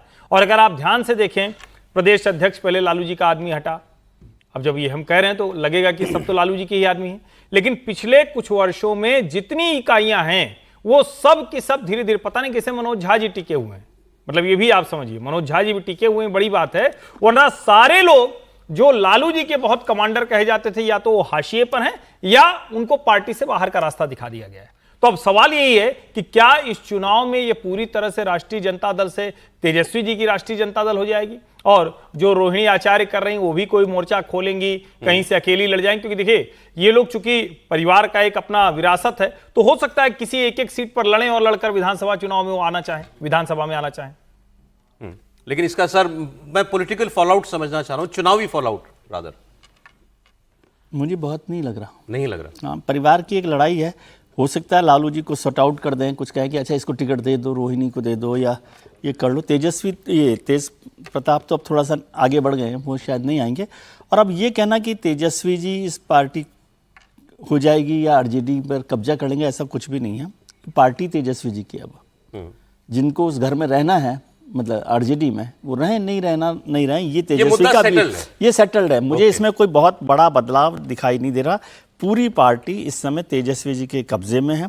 तेजस्वी आरजेडी है एक्चुअली। लेकिन सर एक बात आप नोट करें, कोई भी तेजस्वी के खिलाफ नहीं बोल रहा है। मतलब तेज प्रताप ने भी कई दर्जनों इंटरव्यू दे दिए, वो तेजस्वी के खिलाफ नहीं बोलते। जयचंद बाहर के परिवार, 5 ठीक है, वो एक बहाना ऐसे ही होता है ना कि इस तरह की बात होती है, और उसी से नाराजगी भी उसी से बढ़ती है एक्चुअली, कि जो दूसरे लोग हैं, क्योंकि आपके घर में कोई दूसरा आदमी आकर कमांड कर रहा है तो उसी से नाराजगी बढ़ती है। लेकिन मुझे इसमें न कोई पॉलिटिकल फॉलआउट, मतलब वो ये इसका मतलब ये नहीं कि वो सरकार बना देंगे, सरकार बनाएंगे नहीं बनाएंगे वो अलग इशू है, लेकिन इन तीनों से आरजेडी के फ्यूचर पे कोई फर्क पड़ रहा मुझे नहीं लगता। इस फैमिली फ्यूड से इस चुनाव में आप कह रहे हैं कि कोई बहुत घाटा आरजेडी को नहीं होने वाला। नहीं, ओके ठीक। तेजस्वी यादव हालांकि बिहार चुनाव की तैयारियां फुल स्पीड से शुरू कर चुके हैं और बिहार अधिकार यात्रा के बाद आज उन्होंने एक आरजेडी की अहम बैठक बुलाई। पार्टी के सारे सीनियर लीडर्स, विधायक, पूर्व विधायक, प्रवक्ताओं को बुलाया। लेकिन महागठबंधन में मुख्यमंत्री पद को लेकर सस्पेंस अभी भी चल रहा है। कांग्रेस के नेता तेजस्वी को सीएम चेहरा घोषित करने के लिए अभी भी तैयार नहीं है। दिल्ली में बिहार कांग्रेस स्क्रीनिंग कमेटी की बैठक के बाद भी कांग्रेस के नेता तेजस्वी के नाम पर खुलकर नहीं बोल रहे। पप्पू यादव जो पूर्णिया से सांसद हैं, कांग्रेस के नेता हैं, उन्होंने कहा मुख्यमंत्री का फैसला चुनाव के बाद विधायक दल की बैठक में होता है, तो उन्होंने भी टाल दिया मामला। उन्होंने कहा जनता विधायक चुनती है और सीएम कौन होगा ये महागठबंधन के नेता जब चुन करके आएंगे विधायक, वो इसको तय करेंगे। में क्या तेजस्वी के चेहरे को लेकर आगे बढ़ना चाहिए? मैं हूँ न 3 में हूँ, जनता तय करती है, जनता विधायक बनाती है, विधायक मुख्यमंत्री बनाता है। हमारे नेता पहले ही और हमारे प्रदेश अध्यक्ष ने भी इस बात को कह दिया है, प्रभारी जी ने भी कह दिया है, और जो उनकी राय है, विचार है, सोच है, वो बिहार के हित में है, और जो बिहार का हित होगा वही महागठबंधन करेगा। और महागठबंधन के लिए मुख्यमंत्री और उप मुख्यमंत्री मुद्दा नहीं है, मुद्दा है एनडीए और इंडिया गठबंधन की जीत। अब ये देखिए, ये समझ नहीं आ रहा कि ये कांग्रेस की मैसेजिंग इसमें क्या है। पप्पू यादव कह रहे हैं विधायक चुनेंगे, राजेश राम जो इनके प्रदेश अध्यक्ष हैं उन्होंने भी कहा ये सब चुनाव के बाद की बात है, और जो अखिलेश प्रसाद सिंह जो पूर्व प्रदेश अध्यक्ष हैं, सीनियर लीडर हैं, और वो माना जाता है कि लालू फैमिली के करीब हैं, वो कह रहे हैं कि इसमें शक क्या है कि तेजस्वी यादव ही हमारे मुख्यमंत्री होंगे अगर हमारा गठबंधन जीत गया तो क्यों नहीं दिल्ली के नेता खुल के बोलते, प्रभारी क्यों नहीं बोलते? मेरे ख्याल से कांग्रेस के नेता अखिलेश प्रसाद सिंह ने ये कहा है कि तो कह रहा हूं उन्होंने कहा है, बाकी लोग क्यों नहीं कहते? देखिए, अब मेरे हिसाब से तेजस्वी यादव ने भी ये कहा है कि अगर नेता पहले नहीं चुना गया तो चुनाव नहीं हम मतलब उस तरह से लड़ेंगे गठबंधन में। तो मेरे हिसाब से इस वक्त जो है वो खींचतान चल रही है कि कौन कितनी सीटें ले। इसी कारण से इस वक्त जो है वो जो सीएम पद का या सीएम चेहरा जो है उसके अनाउंसमेंट नहीं हो रही, और धीरे धीरे ये हो जाएगा। और मुझे किसी बात का शक नहीं है कि जो महागठबंधन है उसका जो चेहरा होगा वो तेजस्वी यादव होंगे, और कोई ऑप्शन दिखाई नहीं देता है। पप्पू यादव की बात आप कितनी मानेंगे जो प्रधानमंत्री के साथ? सर आप ठीक कह रहे हैं, तो हम सब जान रहे हैं कि और कोई ऑप्शन नहीं है। अब तो तेजस्वी को भी कहना पड़ गया कि मेरे अलावा कोई ऑप्शन है क्या? एक इंटरव्यू में उन्होंने बोला, और ये भी बोला कि मुख्यमंत्री का चेहरा घोषित करके ही हम चुनाव में जाएंगे। लेकिन ऐसा भी क्या है, रोज इस बात की चर्चा हो रही है और कांग्रेस को लग रहा है कि नहीं हम साहब बड़ा दबा ले रहे हैं आरजेडी को, हम इस मुद्दे पर अगर हम खुलकर नहीं बोलेंगे तो दबाव कोई नहीं है। मैं समझता हूं कि यदि कांग्रेस अनाउंस कर देती तो ज्यादा बेहतर तरीके से चुनाव लड़ सकते हैं। हाँ। आज शाम होगा एशिया कप में भारत पाकिस्तान का दूसरा मुकाबला, बड़ा हाई वोल्टेज मुकाबला होगा। ये सुपर 4 स्टेज है और इसमें होने वाले मुकाबले के लिए एक तरफ जहां टीम इंडिया बहुत हाई कॉन्फिडेंस के साथ, बुलंद हौसलों के साथ उतरेगी, तो वहीं पाकिस्तान फिर कुछ शर्मिंदगी महसूस करते हुए टीम इंडिया के सामने आएगा। उसकी बहुत सारी वजह है। सबसे बड़ी वजह तो ये कि आपको मालूम है पिछली बार बड़ा हंगामा हुआ जब भारतीय टीम ने हाथ मिलाने से मना कर दिया पाकिस्तान की टीम से, और पाकिस्तान की टीम इस जिल्लत से बचने के लिए इसका ठीकरा मैच रेफरी पर फोड़ना चाहती थी, एंडी पाइक्रॉफ्ट पर, कि इन्होंने कहा हमारे कप्तान कि आपको हाथ नहीं मिलाना है। बहुत टेंट्रम्स थ्रो किए कि हम मैच नहीं खेलेंगे अगला यूएई के साथ जब तक इनको हटाया नहीं जाएगा। हुआ गया कुछ नहीं, आईसीसी शिकायत की, आईसीसी ने कहा रहेंगे तो यही।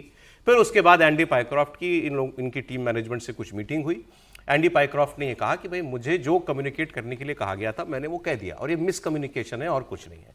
तो एक मौका मिल गया पाकिस्तान को, ये कहिए कि अब अवसर मिल गया कि चले हमारी बात भी रह गई।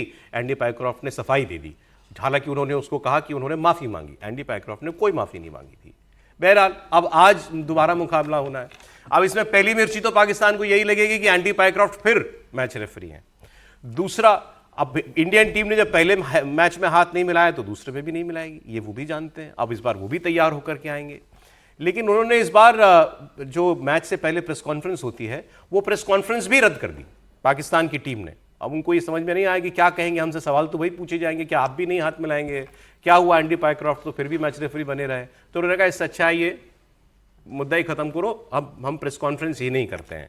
तो अब ये प्रेस कॉन्फ्रेंस भारतीय टीम ने हालांकि प्रेस कॉन्फ्रेंस की है, सूर्य कुमार यादव सामने आए और अब इसमें देखिए कैप्टन का, खिलाड़ी का कॉन्फिडेंस नजर आता है। सवाल उनसे भी वही पूछा गया, वही सवाल हुआ कि साहब आप वही करेंगे इस बार भी जो पिछली बार आपने किया था। लोडेड सवाल था। अब वो उसका जवाब अगर हाँ देते तो भी कंट्रोवर्सी होती, ना देते तो ये ना वो कह नहीं सकते थे। तो आप देखिए कितने मजेदार तरीके से एक लैंडमाइन वाले जवाब से सूर्य कुमार यादव बाहर निकले। अगले मैच में भी भारतीय टीम वैसे ही करेगी जैसे पिछले मैच में किया था। अच्छा, बॉल से अच्छा किया था, करेक्ट, वो बोलना चाह रहा है, फिर ठीक है जी, बिल्कुल। अच्छा बॉल और बैट का अच्छा कॉन्टेस्ट है, अच्छी इंटेंसिटी का भी कॉन्टेस्ट है। आई फील जैसे कि मैंने अभी लास्ट क्वेश्चन में बोला कि पूरा स्टेडियम भरा होता है, उससे ज़्यादा आपको क्या है, बेस्ट क्राउड आता है सपोर्ट करने के लिए। And it's best thing, put your best foot forward for the country and enjoy the game. Group 4 का मुकाबला है। सूर्य कुमार यादव ने जब उनसे कहा कि आप वही करेंगे इस बार भी जो पिछली बार किया, उन्होंने कहा हाँ हम बॉल से बहुत अच्छा करेंगे, बैट बॉल से बहुत अच्छा करेंगे। तो उनका जवाब बड़ा चुटीला जवाब था। लेकिन अगर क्रिकेट की बात करें तो दोनों टीमों के बीच में कोई तुलना नहीं है, कोई कंपैरिजन नहीं है। भारत ने अभी पिछले एक मैच में अपनी पाकिस्तान के मैच के बाद एक बिल्कुल डिफरेंट टीम उतार दी जिसमें बहुत एक्सपेरिमेंट किए, वो मैच बड़ी आसानी से भारत जीत गया। और पाकिस्तान के खिलाड़ी कहते हैं, पूर्व खिलाड़ी की इतनी कमज़ोर पाकिस्तानी टीम किसी इंटरनेशनल मुकाबले में, आईसीसी टूर्नामेंट में शायद ही कभी गई हो। और इधर इंडियन टीम पूरी तरीके से फॉर्म में, पिछले 5 अपने मुकाबले T20 के लगातार जीतते हुए वो इस मैच में भी उतरने जा रही है। राहुल जी, अब हाथ तो नहीं मिलेंगे, ये तो तय है। अब आप जरा इमेजिन कीजिए उस वक्त ग्राउंड पर क्या हो रहा होगा।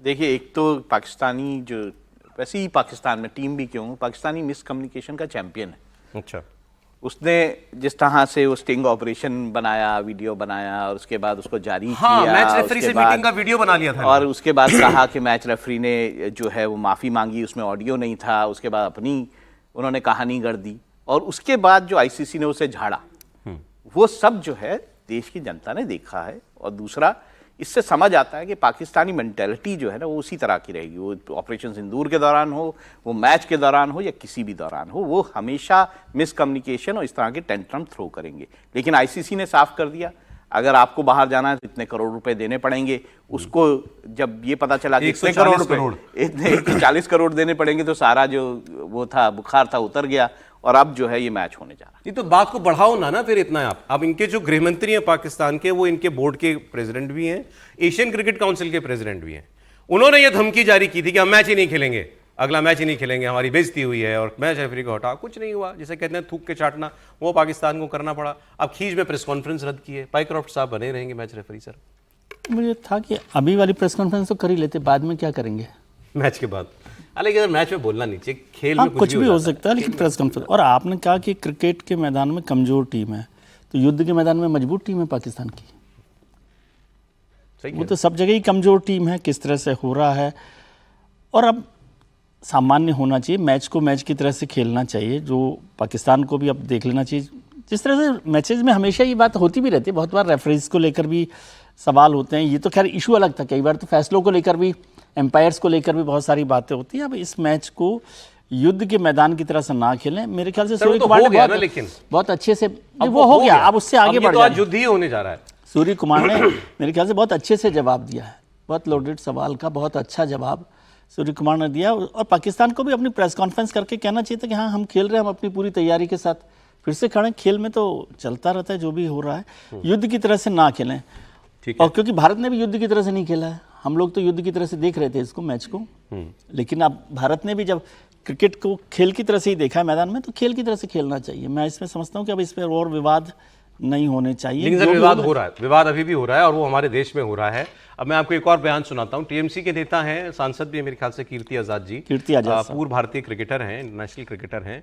उन्होंने कहा कि वो वर्ल्ड कप ऑपरेशन- विजेता टीम के वर्ल्ड कप 83 टीम का हिस्सा थे। 83 टीम का हिस्सा। उन्होंने ये कहा कि भाई देश में हर व्यक्ति जो है वो जब देश की बात आती है तो वो देश हित हर व्यक्ति से ऊपर हो जाता है सिवाय एक व्यक्ति के। किसकी बात कर रहे थे वो सुनिए। प्रधानमंत्री ने कहा कि ऑपरेशन सिंदूर चल रहा है, युद्ध जारी है और पाकिस्तानियों के साथ आप चश्मा पे दूर कर रहे हो। क्या कोई खेल, क्या कोई संस्था, क्या कोई व्यक्ति देश से बढ़कर है? कोई तो देश से बढ़कर नहीं है। लेकिन ऐसा लगता है कि एक व्यक्ति है जो देश के 140 करोड़ जनता से ज्यादा है, जो खेल से बड़ा है, जो संस्था से बड़ा है, जो देश से बड़ा है, वो अमित शाह का बेटा जय शाह। अब ये बातें तो टूर्नामेंट से पहले खूब हुई कि नहीं खेलना चाहिए, लेकिन अब तो टूर्नामेंट आधा हो चुका है, लेकिन अभी भी भारत में ऑपोजिशन पार्टीज जो हैं सरकार को इसके लिए घेर रही है। त्रिपाठी जी नहीं, पता नहीं अब क्यों घेर रही है। अब तो जैसे हमें तो पता ही नहीं था कि आज मैच होने वाला है। भारत में तो लोगों को इंटरेस्ट रह नहीं गया, कोई देखता नहीं है। पिछली बार व्यूअरशिप इतनी गिर गई कि वो जो एक रिव्यू वाला चैनल है, भूल गया मैं, तो वो बताता था कि इतने लोग आ गए, इतनी लंबी कतार लगी रही। दुबई में किसी ने इस बार नहीं बताया कितनी लंबी कतार थी। 500 मीटर भी नहीं लगी थी स्टेडियम के बाहर। आमतौर पर ये होता नहीं। तो क्रिकेट मुझे लगता है कि इस देश के लोगों के दिलो दिमाग से उतर गया है। आप ठीक है, हमारी टीम जीत जाएगी तो हम खुश हो जाएंगे, वो हाथ नहीं मिलाएंगे तो हम कहेंगे बड़ा मजा आ गया, हाँ बहुत बढ़िया। लेकिन क्रिकेट अब वो रहा नहीं है, अब वो आनंद नहीं रहा। अब वो आप किसी से भी बात कीजिए, सामान्य लोगों से भी, तो उस तरह से लोग देख नहीं रहे। जो एक एक समय में मतलब कितने करोड़ हुआ करते थे, मैं उसको लाइव चलता था तो काउंटर चलता था, आता था, करोड़ों में व्यूअरशिप हुआ करती थी, वो सब खत्म हो गया है। तो मुझे लगता है ये अब कमाई का जरिया है। थोड़ा बीसीसीआई कमा ले, थोड़ा उनको कमा ले। बस टूर्नामेंट के लिए कह रहे हैं कि लोगों का इंटरेस्ट नहीं है मौजूदा हालात की वजह से। मौजूदा हालात की वजह से कोई देखना नहीं चाह रहा है, किसी को पसंद नहीं आ रहा है कि इस तरह का मैच। फिर तो ठीक ही कह रहे हैं ऑपोजिशन जो कह रहे हैं, फिर क्या गलत? नहीं, वो तो ठीक ही कह रहे हैं। उनके साथ तो इस मामले में तो मैं उनके साथ, मैं तो कह रहा हूँ वो बात ही खत्म हो गई ना। ये बात तो मैच शुरू होने से पहले होती है ना। मतलब जब ये फैसला हुआ उसके बाद मैं इससे सहमत नहीं हूं। हालांकि सर मैं इससे सहमत नहीं हूं कि देश को इंटरेस्ट नहीं है। क्रिकेट देखने वाले क्रिकेट देख रहे हैं, नहीं देख रहे हैं, लेकिन आज जैसे जैसे टूर्नामेंट में आगे बढ़ेगी लोग और जुड़ेंगे इसके साथ। ठीक है, वो भी ठीक है, लेकिन ये इशू नहीं बचा अब कि भाई ये मैच खेलना चाहिए कि आदमी कौन इंपॉर्टेंट है, देश इंपॉर्टेंट है। और देश इंपॉर्टेंट पे कोई डिबेट नहीं। अब मैं तो कह रहा हूं और लोग देखेंगे जब अब ये पता है कि आज हाथ नहीं मिलेंगे, नजर नहीं मिलेगी। पहले अगर हल्का सा कंधा टच हो जाता था तो लोग कहते थे वो सॉरी लगी तो नहीं मैच में एक दूसरे को। आज अगर ऐसा हो जाएगा तो फिर वो आंखों से लेजर निकलेगी, ये सब कुछ होगा। नहीं तो आप आज तो ये सामान्य मैच तो रह नहीं गया। आप जस्टिफाई करना चाहते हैं तो ठीक है। मैं जस्टिफाई नहीं सर, मैं कह रहा हूँ ये होगा। मैं जस्टिफाई मेरे कहने ना कहने से क्या हो रहा है, मगर ये होगा। ऐसा होना देश में बड़ा मुश्किल है कि क्रिकेट में लोगों का फैसले को इंटरेस्ट जस्टिफाई ना रहे। करने की बात ये बात जरूर है, क्रिकेट में इंटरेस्ट रहता है लोगों का। देश में क्रिकेट एक बड़ा मतलब खेल सबसे बड़ा वही है। ये वैसा का वैसा ही जवाब है सर, जैसे हम चुनावों के वक्त में कहते हैं कि अपराधी जीत जाते हैं क्योंकि वोटर तो आप ही दे रहे हो ना। उतना ही फैसला है। मुझे नहीं लगता है लोग देख रहे हैं कि नहीं चुनाव क्रिकेट को जोड़ना चाहिए, लेकिन हाँ क्रिकेट में देश की दिलचस्पी रहती है। अब ये एक बार फैसला हो गया है कि खेला जा रहा है क्रिकेट, तो इसलिए ये खत्म हो गया इशू मेरे हिसाब से। तो आगे हम भी बढ़ते हैं, अब मैच तो रात में होगा।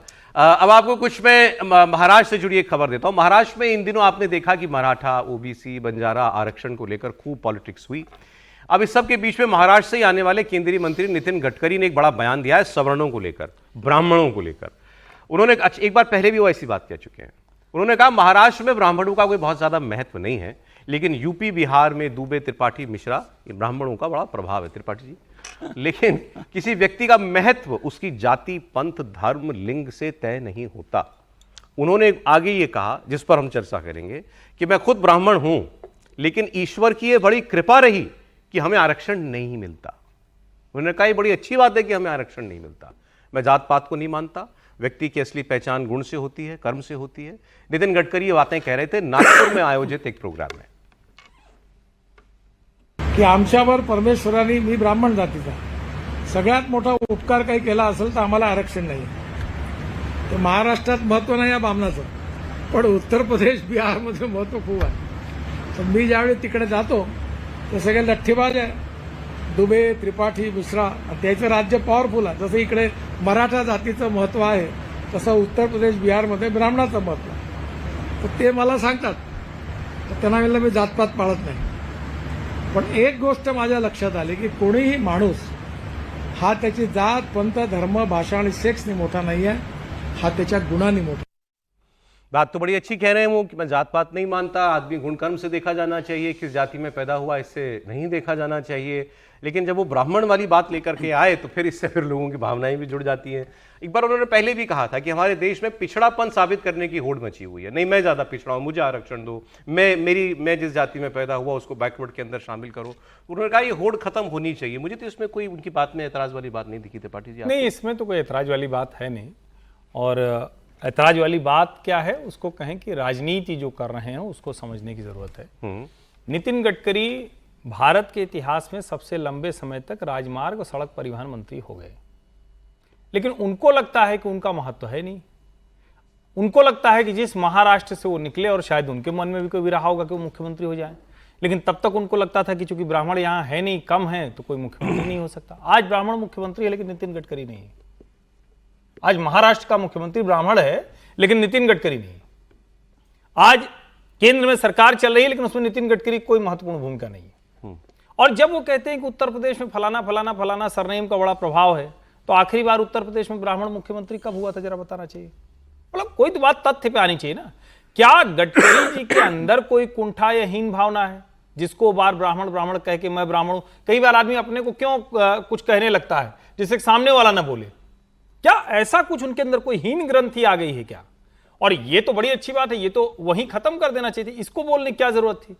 उत्तर प्रदेश का संदर्भ लाने की क्या जरूरत थी? महाराष्ट्र में कोई महत्व तो नहीं ब्राह्मणों का, इसको कहने की क्या जरूरत थी? वो तो सीधे सीधे एक लाइन में कहते कि किसी को भी जात पात के आधार पर कोई भेदभाव नहीं करना चाहिए, और मैं नहीं करता हूं. लेकिन उन्होंने ये तो कहा नहीं. तो एक तरफ उनकी पीड़ा है, राजनीतिक कुंठा है, वो ज्यादा दिखती है. और बार बार जब उसको ये बोलते हैं तो लगता है कि अब कुछ ज्यादा ही घर कर ये अपनी जो बार बार वो कह रहे हैं, 2 बार उन्होंने 2 बार कह चुके हैं कि महाराष्ट्र में ब्राह्मणों का तुम्हारा दबदबा नहीं है. तो वो अपने आप कह रहे हैं, वो अपनी व्यथा बता रहे हैं. वो व्यथा बता रहे हैं और एक तरह से कोशिश भी कर रहे हैं, जिसको बार बार कहा जाता है ना, कुछ थोड़ा सा सुलगा दे, चिंगारी लगा दे. सर ऐसा है क्या? नहीं, ये तो सारी राजनीति की बात त्रिपाठी जी ने कर दी, लेकिन उन्होंने कहा कि ऐतराज नहीं. मुझे तो ऐतराज है. बताइए. क्योंकि ये क्या है कि जाके पैर न फटे विवाही, वो का जाने पीर पर आई. ये ब्राह्मण होकर जाति आरक्षण पर ये कहना कि आरक्षण नहीं होना चाहिए, गुण व्यक्ति की काबिलियत है, वो ठीक बात है, दिखने में अच्छी लगती है. लेकिन उस समाज के बारे में आपने या तो समझा नहीं है या महसूस नहीं किया उसको कि जिसको उन्होंने ये थोड़ी का आरक्षण नहीं होना चाहिए. सर नहीं, ये यही बात कर रहे हैं. जब बार बार आप कहते हो कि काबिलियत पर सबसे बड़ा महत्व है, तो इसका मतलब क्या है? इसका मतलब आपको नहीं पता कि वो जो समाज है वो क्या लड़ाई लड़ रहा है. जो मोहन भागवत कह रहे हैं सर संचालक कि भाई हम तो 200 साल भी इसको साथ देने के लिए तैयार हैं, क्योंकि इस बात को जब तक नहीं समझेंगे, या तो उन्होंने मोहन भागवत जी को नहीं सुना या बाला साहब देवरस को भी नहीं सुना. बाला साहब देवरस की 1974 की बसंत व्याख्यान माला सुन लें एक बार, समझे. जातिगत आरक्षण को केवल एक किसी ग्रुप को, समाज के एक हिस्से को आरक्षण देने से नहीं जोड़ना चाहिए. आपको उनकी सामाजिक स्थिति, ये आपने जो टॉपिक छेड़ दिया ना, मेरे पास 1 घंटा हो तो मैं बहस कर लूं आपसे. ये क्या नहीं, ये एक इशू हो गया है ये देश के अंदर. अब मैं चलिए अपना उदाहरण देकर के कहता हूं. मैं जिस स्कूल में पैदा हुआ, मेरी कोई मर्जी तो थी नहीं उसमें. अब अगर मैं ये कहूं कि मैं जात पात को नहीं मानता, मैं अच्छे भाव से कह रहा हूं कि मैं जात पात को नहीं मानता, ऊंच नीच को नहीं मानता, वो ठीक है. तो फिर जवाब ही आता है, अच्छा तो तुम जाति व्यवस्था को नहीं मानते, मतलब तुम बाकियों से जिन्होंने सहा है तुम उनको उनका हक नहीं देना चाहते. अब ये तो चित्री मेरी पटवी मेरी हो गई ना सर. नहीं, अलग बात है. हाँ. लेकिन आरक्षण के खिलाफ रोजाना खड़े होना कि आप काबिल हैं और मैं काबिलियत को ही मानता हूं, काबिलियत में जाति बहुत हिस्सेदार है, ये क्यों नहीं समझते आप? ये आप गंभीर सवाल को मैं बहुत नॉन सीरियसली पॉलिटिकल तरीके से आप देखते हैं. मैं आरक्षण के साथ हूं, और आरक्षण उन लोगों के लिए जिनके पास काबिलियत थी लेकिन उन्हें मौका नहीं मिल रहा. सर ये बिल्कुल ठीक है, इससे किसी को ऐतराज नहीं. आपको मालूम है रोज रोज आप आपको मालूम है हमारी अदालतों में क्या मामले चल रहे हैं? मैं बता रहा हूं, काबिलियत वाली बात पे आता हूं. ये अदालतों में मामले चल रहे हैं, अलग अलग अदालतों में. और जहां तक मेरी जानकारी, आज सुप्रीम कोर्ट में भी एक बार ये मामला पहुंच चुका है कि किसी नौकरी में या किसी आरक्षित वर्ग में, किसी इंस्टीट्यूशन में दाखिले में अगर कोई व्यक्ति जो आरक्षित समाज का है, अगर वो अच्छे नंबर लेकर के आ जाता है, तो उसको जनरल कैटेगरी में क्यों नहीं माना जाए? ये बहस चल रही है कि नहीं चल रही? तो आप क्या चाहते हैं कि वो आरक्षित कैटेगरी में ही माने जाए हमेशा, चाहे वो अच्छे बढ़िया नंबर लेकर के आए? नहीं, वो नहीं है, बल्कि वो तो आप उल्टी तो बात कर रहे हैं. उसका तो विरोध काबिलियत की बात आ रही है. नहीं सर, आप गलत बात कर रहे हैं, आप समझे ही नहीं उस इशू को. वो तो उल्टा कर रहे हैं कि यदि जनरल कैटेगरी वाला अच्छे मार्क्स लेकर आ जाता है तो उसे जनरल कैटेगरी में मान लिया जाए. ये जनरल कैटेगरी के लोग तैयार नहीं है इस बात के लिए. वो कहते नहीं नहीं उसको वहीं रखो, क्योंकि दो जगह आरक्षण कैसे मिलेगा, मतलब वहां पर आपने आरक्षण ले लिया। मैं तो इसके समर्थन में बोल रहा हूं जो आप कह रहे हैं, और कोर्ट ये कह रहा है कि ऐसा होना चाहिए। आपकी बात नहीं कह रहा, मैं ये कह रहा हूं कि जातिगत आरक्षण, ये काबिलियत जो ब्राह्मणों का सो कॉल्ड एरोगेंस है ना, वो अब एक ब्लैंकेट स्टेटमेंट दे रहे हैं। नितिन जी बार बार ये बात करते हैं मैं ब्राह्मण हूं, ब्राह्मण को लगता है कि इसमें बहुत सारी बहस जो है वो जुड़ती रही है। सोशल बहस है, इसमें बहुत सारी बहस जुड़ती पॉलिटिकल रही है। बहस नहीं है। ये भी बहस है कि कितनी जनरेशंस तक आपको जो है वो आरक्षण मिलना चाहिए, जितनी जनरेशन तक वो आगे नहीं बढ़े। ये है कि एक जनरेशन, दो जनरेशन, तीन जनरेशन के बाद जब आप एक लेवल पे पहुंच जाते हैं, यानी गवई जी के जब आपका सोशल स्टेटस, राहुल जी की बात पूरी हो जाए, जब आप एक सोशल स्टेटस आपका ठीक हो जाता है, एजुकेशन लेवल ठीक हो जाता है, उसके बाद मुझे नहीं लगता आरक्षण की जरूरत होती है, और वो जबरदस्ती है आरक्षण। दूसरा, एजुकेशन लेवल पर मैं मानता हूं आरक्षण होना चाहिए, लेकिन क्या नौकरियों में भी आरक्षण होना चाहिए? क्या एक पढ़े लिखे इंसान को अपनी काबिलियत नौकरी के वक्त सिद्ध नहीं करनी चाहिए? तो ये सारी बहस जो है इस देश में हो रही है। आपके देश की सारी पॉलिटिक्स किसी पर है कि आरक्षण की सीमा बढ़ाओ और नौकरी, वो प्राइवेट नौकरी, वो पॉलिटिक्स इसलिए है कि उनको एक पर्टिकुलर जाति के वोट चाहिए, या फलानी जाति के वोट चाहिए, दूसरी जाति के वोट चाहिए, ये पॉलिटिक्स है। अच्छा। लेकिन क्या ये सही है? ये जरूरी नहीं है। अच्छा, अगर हम ये बात करेंगे तो क्रिमिनल पॉलिटिक्स, अगली खबर क्या हमारी इस चर्चा से जुड़ती है, ये देखते हैं। देखिए, भारत में जेनजी क्रांति का ख्वाब बहुत से लोग देख रहे हैं। राहुल गांधी ने भी कहा कि जेनजी देश को बचाएगा। अब कुछ चुनाव के नतीजे आए हैं, स्टूडेंट इलेक्शंस के नतीजे आए हैं। दिल्ली यूनिवर्सिटी के इलेक्शन के बाद अब हैदराबाद से भी एक बड़ी खबर आई है। दिल्ली यूनिवर्सिटी में एबीवीपी की जीत हुई, हैदराबाद यूनिवर्सिटी में भी एबीवीपी ने परचम फहराया है। और यहाँ बड़ी बात यह है कि हैदराबाद विश्वविद्यालय के छात्र संघ चुनाव में एबीवीपी ने सारी पोस्ट जीत ली, यानी जितने पैनल में जितने लोग थे हर पोस्ट के लिए सब जीत गए। और एबीवीपी और एसएलवीडी इनका गठबंधन था, और इनके शिव पालेशु अध्यक्ष चुने गए हैं, और देवेंद्र ने 419 वोटों के साथ उपाध्यक्ष का पद हासिल किया है। इसके अलावा श्रुति प्रिया महासचिव चुनी गई हैं, सौरभ शुक्ला संयुक्त सचिव बने हैं, वीनस और ज्वाला सांस्कृतिक और खेल सचिव चुने हैं। सारे पदों पर एबीवीपी जीत गई है। तो अब कहेगी बीजेपी ये है जेनजी, जेनजी तो हमारे साथ है। और इसके अलावा कई और यूनिवर्सिटीज के नतीजे आए हैं। बीजेपी ने ज्यादातर जगह पर अच्छा प्रदर्शन किया। ये निकले हुए छात्र राजनीति से, एबीवीपी से।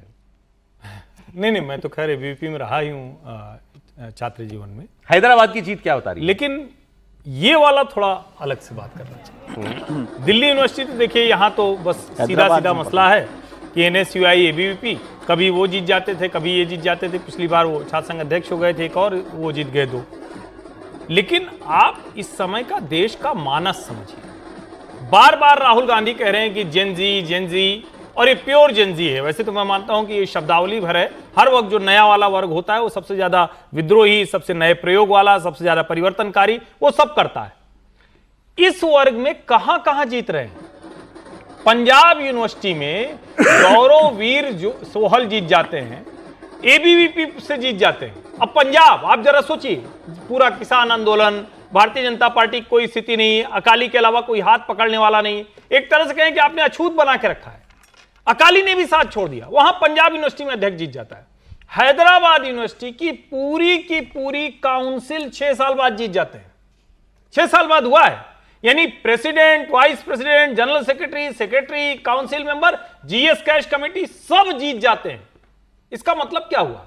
और वैसे तो ये हैदराबाद में जो अभी शासन कर रहे हैं रेवंत रेड्डी जी, वो भी ऐसे ही एक दिन परिषद का झंडा उठा के घूमते थे। आज वो कांग्रेस के मुख्यमंत्री हैं जी। लेकिन इसका मतलब ये हुआ कि जो जिसको कहते हैं जिस टेरिटरी में जो ये वाला विचार है वो घुस नहीं पाता था, वहां का नौजवान भी कह रहा है कि नहीं, हमें अब उसी रास्ते जाना है। ठीक है। और ये राहुल गांधी के लिए सचमुच चिंता की बात है। उनको इशारा मिल रहा है, उनको समझना चाहिए, लेकिन वो समझने को तैयार नहीं। नौजवान उनको बार बार एक तरह से कहें कि चेता रहा है, समझा रहा है। चलिए ब्रेक लेते हैं। ब्रेक के बाद में लेफ्ट हारी है, उसमें कांग्रेस का बहुत ज्यादा कभी जोर रहा नहीं है। वो कह रहे हैं कि मतलब ये जो है वर्जिन टेरिटरी थी एबीवीपी के लिए, कभी नहीं यहाँ पर आई। ये ज्यादा इंपॉर्टेंट है डूसू के चुनाव से एबीवीपी की जीत। प्रधानमंत्री नरेंद्र मोदी आज शाम 5 बजे देश को संबोधित करने वाले हैं, लेकिन उससे पहले कांग्रेस पार्टी ने उन पर तंज कसते हुए लिखा है, जयराम रमेश ने पोस्ट किया है कि ट्रंप बार बार दावा कर रहे हैं कि उन्होंने ऑपरेशन सिंदूर रुकवाया। ट्रंप ने यह दावा केवल अमेरिका में नहीं बल्कि सऊदी अरब में, कतर में और ब्रिटेन में जाकर के भी किया। क्या प्रधानमंत्री नरेंद्र मोदी आज ट्रंप के इस दावे पर बोलेंगे? कांग्रेस पार्टी यह भी पूछ रही है कि प्रधानमंत्री H1B वीजा धारकों की चिंताओं का क्या कोई समाधान करेंगे और टैरिफ पर वो देश को क्या भरोसा देंगे। ये बातें जयराम रमेश ने लिखी हैं कि आज जब वो देश को संबोधित करने वाले हैं तो ये जंग रुकवाने की बात पर उनका क्या जवाब होगा, जो रिश्ते खराब हो रहे हैं भारत और अमेरिका के, क्या प्रधानमंत्री इस पर भी आज अपने संबोधन में कुछ बोलेंगे, H1B पर बोलेंगे, किसानों और मजदूरों का जो नुकसान होने वाला है उनके दोस्त के लगाए टैरिफ की वजह से, ये कह रही है कांग्रेस, क्या उस पर उनको कुछ कहना है, या फिर वो वही बोलेंगे जो हम सब कुछ जानते हैं, ये नए जीएसटी रेट्स कल से लागू होने वाले हैं जो उन्होंने बहुत मजबूरी में लागू किए। ये बात कांग्रेस पार्टी लिख रही है। तो हम आपसे प्रोग्राम की शुरुआत में कहा था कि कांग्रेस यही कहेगी।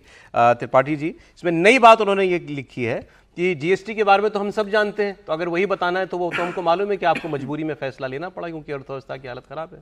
देखिए राहुल, कांग्रेस में एक होड़ चल रही है कि प्रीएम्प्ट करना है, कुछ भी हमें ऐसा कहना है जो कहे कि देखो हमने ये कहा था तो ये कर दिया। यानी ऐसा वो दिखाना चाहते हैं कि नरेंद्र मोदी की हर हरकत, उनका हर बोलना, उनका हर निर्णय वो कांग्रेस या राहुल गांधी के दबाव में। अब ये हर कोई जानता है कि कल से जीएसटी रेट लागू हो जाएंगे, जो घटे जीएसटी रेट लागू हो जाएंगे। आप चाहे जो कहें कि किसने दबाव बनाया, लेकिन अंततोगत्वा सरकार का निर्णय है। यह भी सच है कि पिछले 1.5 सालों से ये प्रक्रिया चल रही थी, हर रेट पर क्या आइटम होगा, कहां कहां होगा पूरे देश में, उसको तय करके देखा गया, किस राज्य को कहां कितना नुकसान होगा, कितना उसके खजाने में आएगा, ये सब चेक किया गया।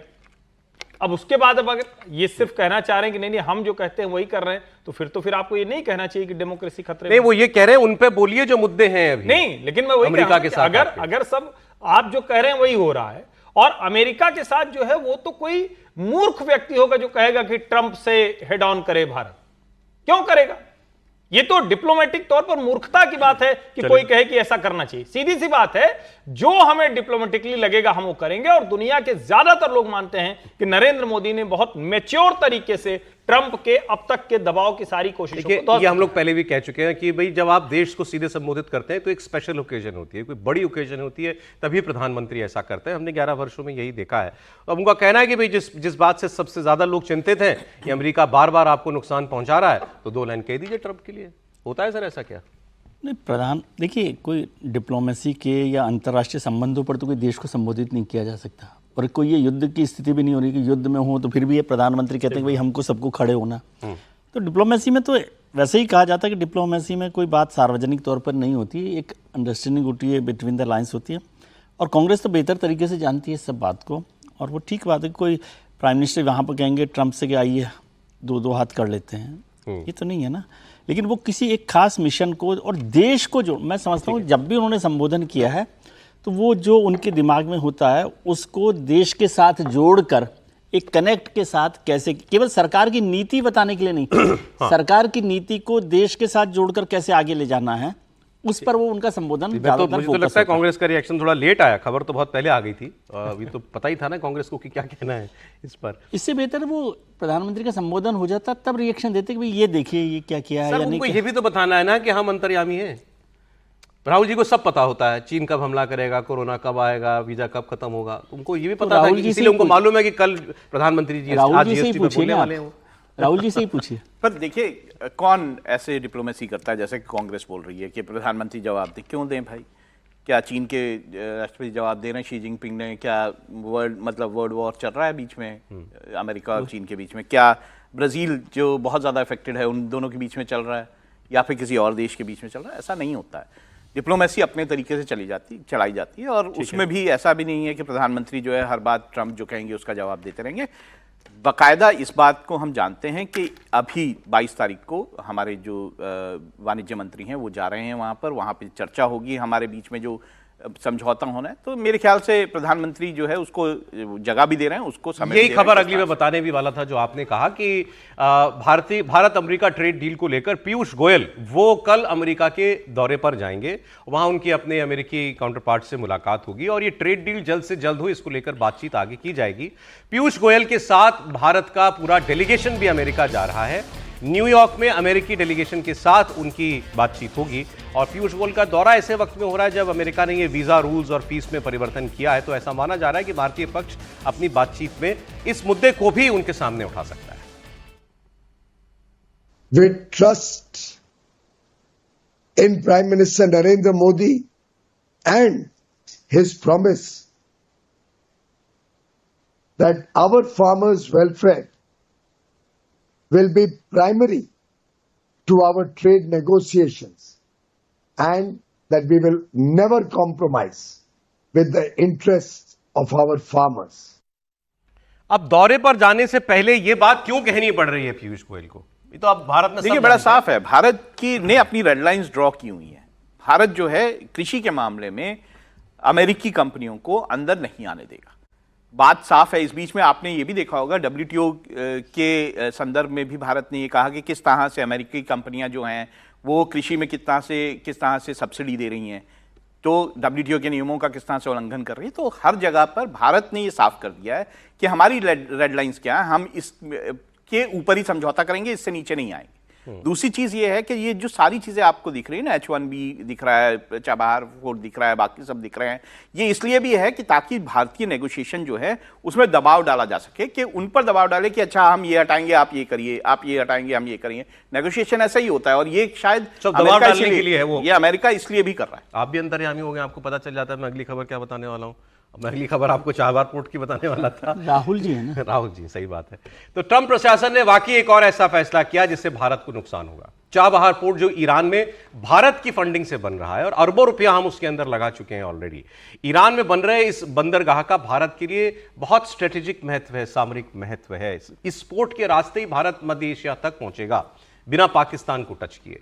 अब 2024 में भारत ने यह पोर्ट 10 साल की लीज पर लिया था, लेकिन ईरान पर ट्रंप की मैक्सिमम प्रेशर नीति के तहत भारत को मिली छूट खत्म करने का फैसला लिया गया है। पहले हमें इससे एग्जेम्पशन मिल गई थी। ईरान तो हमेशा ही सैंक्शन लिस्ट में रहा है अमेरिका के, दोनों एक देश एक दूसरे को दुश्मन कहते हैं, लेकिन भारत ने जब ये पोर्ट प्रोजेक्ट अपने हाथ में लिया तो हमारे लिए वहां पर एक नियम में हमको ढील दी गई, लेकिन वो छूट अब ट्रंप खत्म कर रहे हैं। 29 सितंबर से अगर इस पोर्ट में कोई भी कंपनी काम करती है तो उस पर ट्रंप या अमेरिका जुर्माना लगाएगा। इस फैसले पर भारतीय विदेश मंत्रालय ने कहा है कि हम इसकी समीक्षा कर रहे हैं। 2018 में अफगानिस्तान की मदद के लिए इस पोर्ट को छूट दी गई थी। अब ट्रंप की दलील है कि अफगानिस्तान में उस समय चुनी हुई सरकार थी, वो 2021 में चली गई। अब इस पोर्ट पर छूट देने से सिर्फ और सिर्फ ईरान को फायदा होगा और ये उनका कहना। अब राहुल जी ने जैसा कहा कि क्या ये केवल भारत के साथ प्रेशर पॉलिटिक्स का एक और तरीका है और ये भी फैसला देर सवेर वो वापस लेंगे, या फिर ये उनकी विदेश नीति का एक हिस्सा है ईरान को दबाने के लिए, ये देखना होगा। लेकिन इसमें भी नुकसान हमारा ही है सर। बिल्कुल ठीक बात है, नुकसान हमारा ही हो रहा है उसमें, चाहे वो ईरान का बहाना लगे। वैसे ट्रंप साहब को याद होगा कि अफगानिस्तान की जिस चुनी हुई सरकार की बात कर रहे हैं, वहाँ से सेना की वापसी किसकी हुई थी, कैसे हुई थी, और उसके बाद वापस वहीं पहुंच गए थे।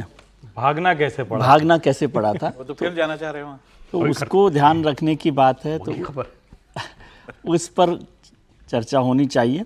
और ये ठीक है कि जब भी इस तरह की डील्स होती हैं, बातचीत होती है, समझौता होता है, तो ज़्यादातर चीज़ें प्रेशर बनाने के लिए कर दी जाती है कि भाई इस बात, अच्छा चलिए अब इसको हम नहीं करेंगे, इसको विड्रॉ कर लेंगे, नहीं करेंगे। लेकिन वो इतना आसान भी नहीं है। ट्रंप साहब का जितना मूड मिजाज आजकल चल रहा है ना, उसको केवल ऐसे मान लेना कि वो केवल दबाव के लिए कर रहे हैं। वो किसी भी चीज़ पर कोई भी बहाना हो जाता है ना, अब ईरान के लिए हो गया, अफगानिस्तान की बात छोड़ दी उन्होंने, ईरान को लेकर उस पर आ गए हैं। तो इन्हीं के बनाए हुए नियम, क्योंकि अब ये अमेरिका तो दादा मानता है अपने आपको दुनिया का, आप फॉलो करिए, उसके बाद वो कब वो नियम बदल दें और जो उनके कहने पर आपने किया था उसी के लिए आप पर जुर्माना लगा दें। यही हुआ हमारे साथ रूस के मामले में। हम तो ईरान से तेल खरीदते थे, इन्होंने ईरान के तेल पर सैंक्शंस लगाए, हमने रूस से खरीदना शुरू कर दिया। रूस के तेल पे आज भी सैंक्शन नहीं है, लेकिन हमारे ऊपर 25% का टैरिफ आपने लगा दिया। अब आप कह रहे हो ईरान के पोर्ट पर भी आप काम नहीं करोगे। ये तो व्यापार का मामला है ना, शुद्ध व्यापार का मामला है, इसका कोई युद्ध नीति से कोई लेना देना नहीं है। लेकिन फिर भी ये दबाव जो है वो हमारे ऊपर है। लेकिन सवाल यह है कि रशियन तेल पर 25%, H1B वीज़ा, पाकिस्तान और सऊदी की जो डील हुई है वो, जिसमें न्यूक्लियर की बात भी शेयर करने की बात की जा रही है, अमेरिका और टर्की के बीच आदान प्रदान हथियारों का और फाइटर जेट्स का वो होने वाला है। आसिम मुनीर को आप लंच खिलाते हो और अब आप चाबहार पोर्ट पर भी सैंक्शन लगाते हो। एक सीरीज में पिछले 2 से 3 महीने के अंदर सारे फैसले एंटी इंडिया हैं, इसमें कोई शक नहीं है। और उसके बाद प्रधानमंत्री जी उनके सबसे करीबी दोस्त हैं, पसंदीदा, अब वो माय डियर फ्रेंड भी कहते हैं। नहीं देखिए, दरअसल ट्रंप या तो अभी भी, जिसको कहते हैं ना, कई बार आदमी किसी चीज़ से पीड़ित होता है तो वो सोचता है कि आज नहीं तो कल, जैसे होता है ना कि वो कोई किसी के पीछे भरी जवानी में कोई प्रेम में रहा हो तो उसको आखिरी वक्त तक लगता है कि नहीं हम हासिल कर लेंगे। नरेंद्र मोदी के साथ 16 से 20 में वो हर हरकत करके देख चुके हैं, लेकिन कम से कम टैरिफ के मामले में, इंडिया के इंटरेस्ट के मामले में, वो कहीं भी भारत के मामले में वो दबा नहीं पाए नरेंद्र मोदी को। अब उनको लगता है कि शायद जो जियो पॉलिटिकल इक्वेशंस है उसमें वो एक तरीका निकाल लेंगे। भारत भी उस तरह से सोच रहा है। उनको ये लग रहा था कि चाइना और भारत भी दुश्मन है, पाकिस्तान तो हमेशा दुश्मनी निभाता ही है, लेकिन शायद वो भूल गए कि दुनिया का डायनेमिज्म तो अपने निजी हित की वजह से बदलता है ना, हर कोई दूसरे की वजह से थोड़ी नहीं जाता है। जब दुनिया को ये दिख रहा है कि ट्रंप सिर्फ और सिर्फ अपनी बात कर रहे हैं, तो जो अमेरिका दूसरों की बात करता था वो सिर्फ अपनी बात करने लगा। ट्रंप के इस कार्यकाल की सबसे बड़ी अगर विफलता कहें तो ये है कि वो अपनी बात करता है। दूसरा क्या है, आपने जितनी जगह पर आपका कहते हैं ना कि कुछ गुंजाइश कहीं बची हुई थी, आज ट्रंप की दुनिया में किसी देश के साथ कोई गुंजाइश नहीं बची। उनके जो ट्रेडिशनल एलाई हैं वो नहीं है, नए एलाई वो खोज नहीं पाए, जिसके साथ वो रहते हैं स्ट्रेटेजिक पार्टनर भारत जैसे देश को कहते हैं, उनको धोखा देते हैं। तो एक तरह से अमेरिका बेईमान और धोखेबाज देश हो गया है ट्रंप की अगुवाई में। और ऐसे में जब वो इस तरह के निर्णय ले रहे हैं तो बड़ी सीधी सी बात है, वो नहीं चाहते हैं कि भारत चीन जैसा स्ट्रांग हो पाए। लेकिन क्या ये रोका जा सकता है? क्या लगता नहीं है कि वो रोकने की स्थिति है, और शायद वो भी इसका एहसास कर चुके हैं, इसलिए उटपटांग फैसले ले रहे हैं। ये जो H1B वीसा का निर्णय था वो भी उसी कड़ी में देखा जा सकता है। इसका हम पर क्या इंप्लीकेशन है चाबहार पर सैंक्शन का? बहुत ज्यादा इंप्लीकेशन। एक तो $500 मिलियन का हमारा निवेश है वहां पर, और दूसरा हमने जो पाकिस्तान को बाईपास करके जो सेंट्रल एशिया है वहां पे जिस तरह से व्यापार की बात है मध्य एशिया में, वो हमारा जो है बहुत ज़्यादा रुकेगा। तो एक तरह से हम पूरी तरह से जो सेंट्रल एशिया में व्यापार है उसको दिक्कत में ला रहे हैं। देखिए, हमने जो है चाबहार जो पोर्ट है, गवादर पोर्ट जो है, उसके जो एज राइवल जो है खड़ा किया था। गवादर जो है चीन की वहाँ पे पूरी तरह इन्वेस्टमेंट है, और चीन जो है वो मध्य एशिया में किस तरह से अपना व्यापार करना चाहता था, उसके लिए वो सारी चीज़ें थी। और अब भारत के लिए ये सारी मुश्किलें हैं। लेकिन मैं ये बात कहूँगा कि जो हर्षवर्धन जी कह रहे थे वो बहुत, देखिए दुनिया बदल रही है इस वक्त। हम यूरोप के पास जा रहे हैं, अमेरिका यूरोप से अलग हो रहा है।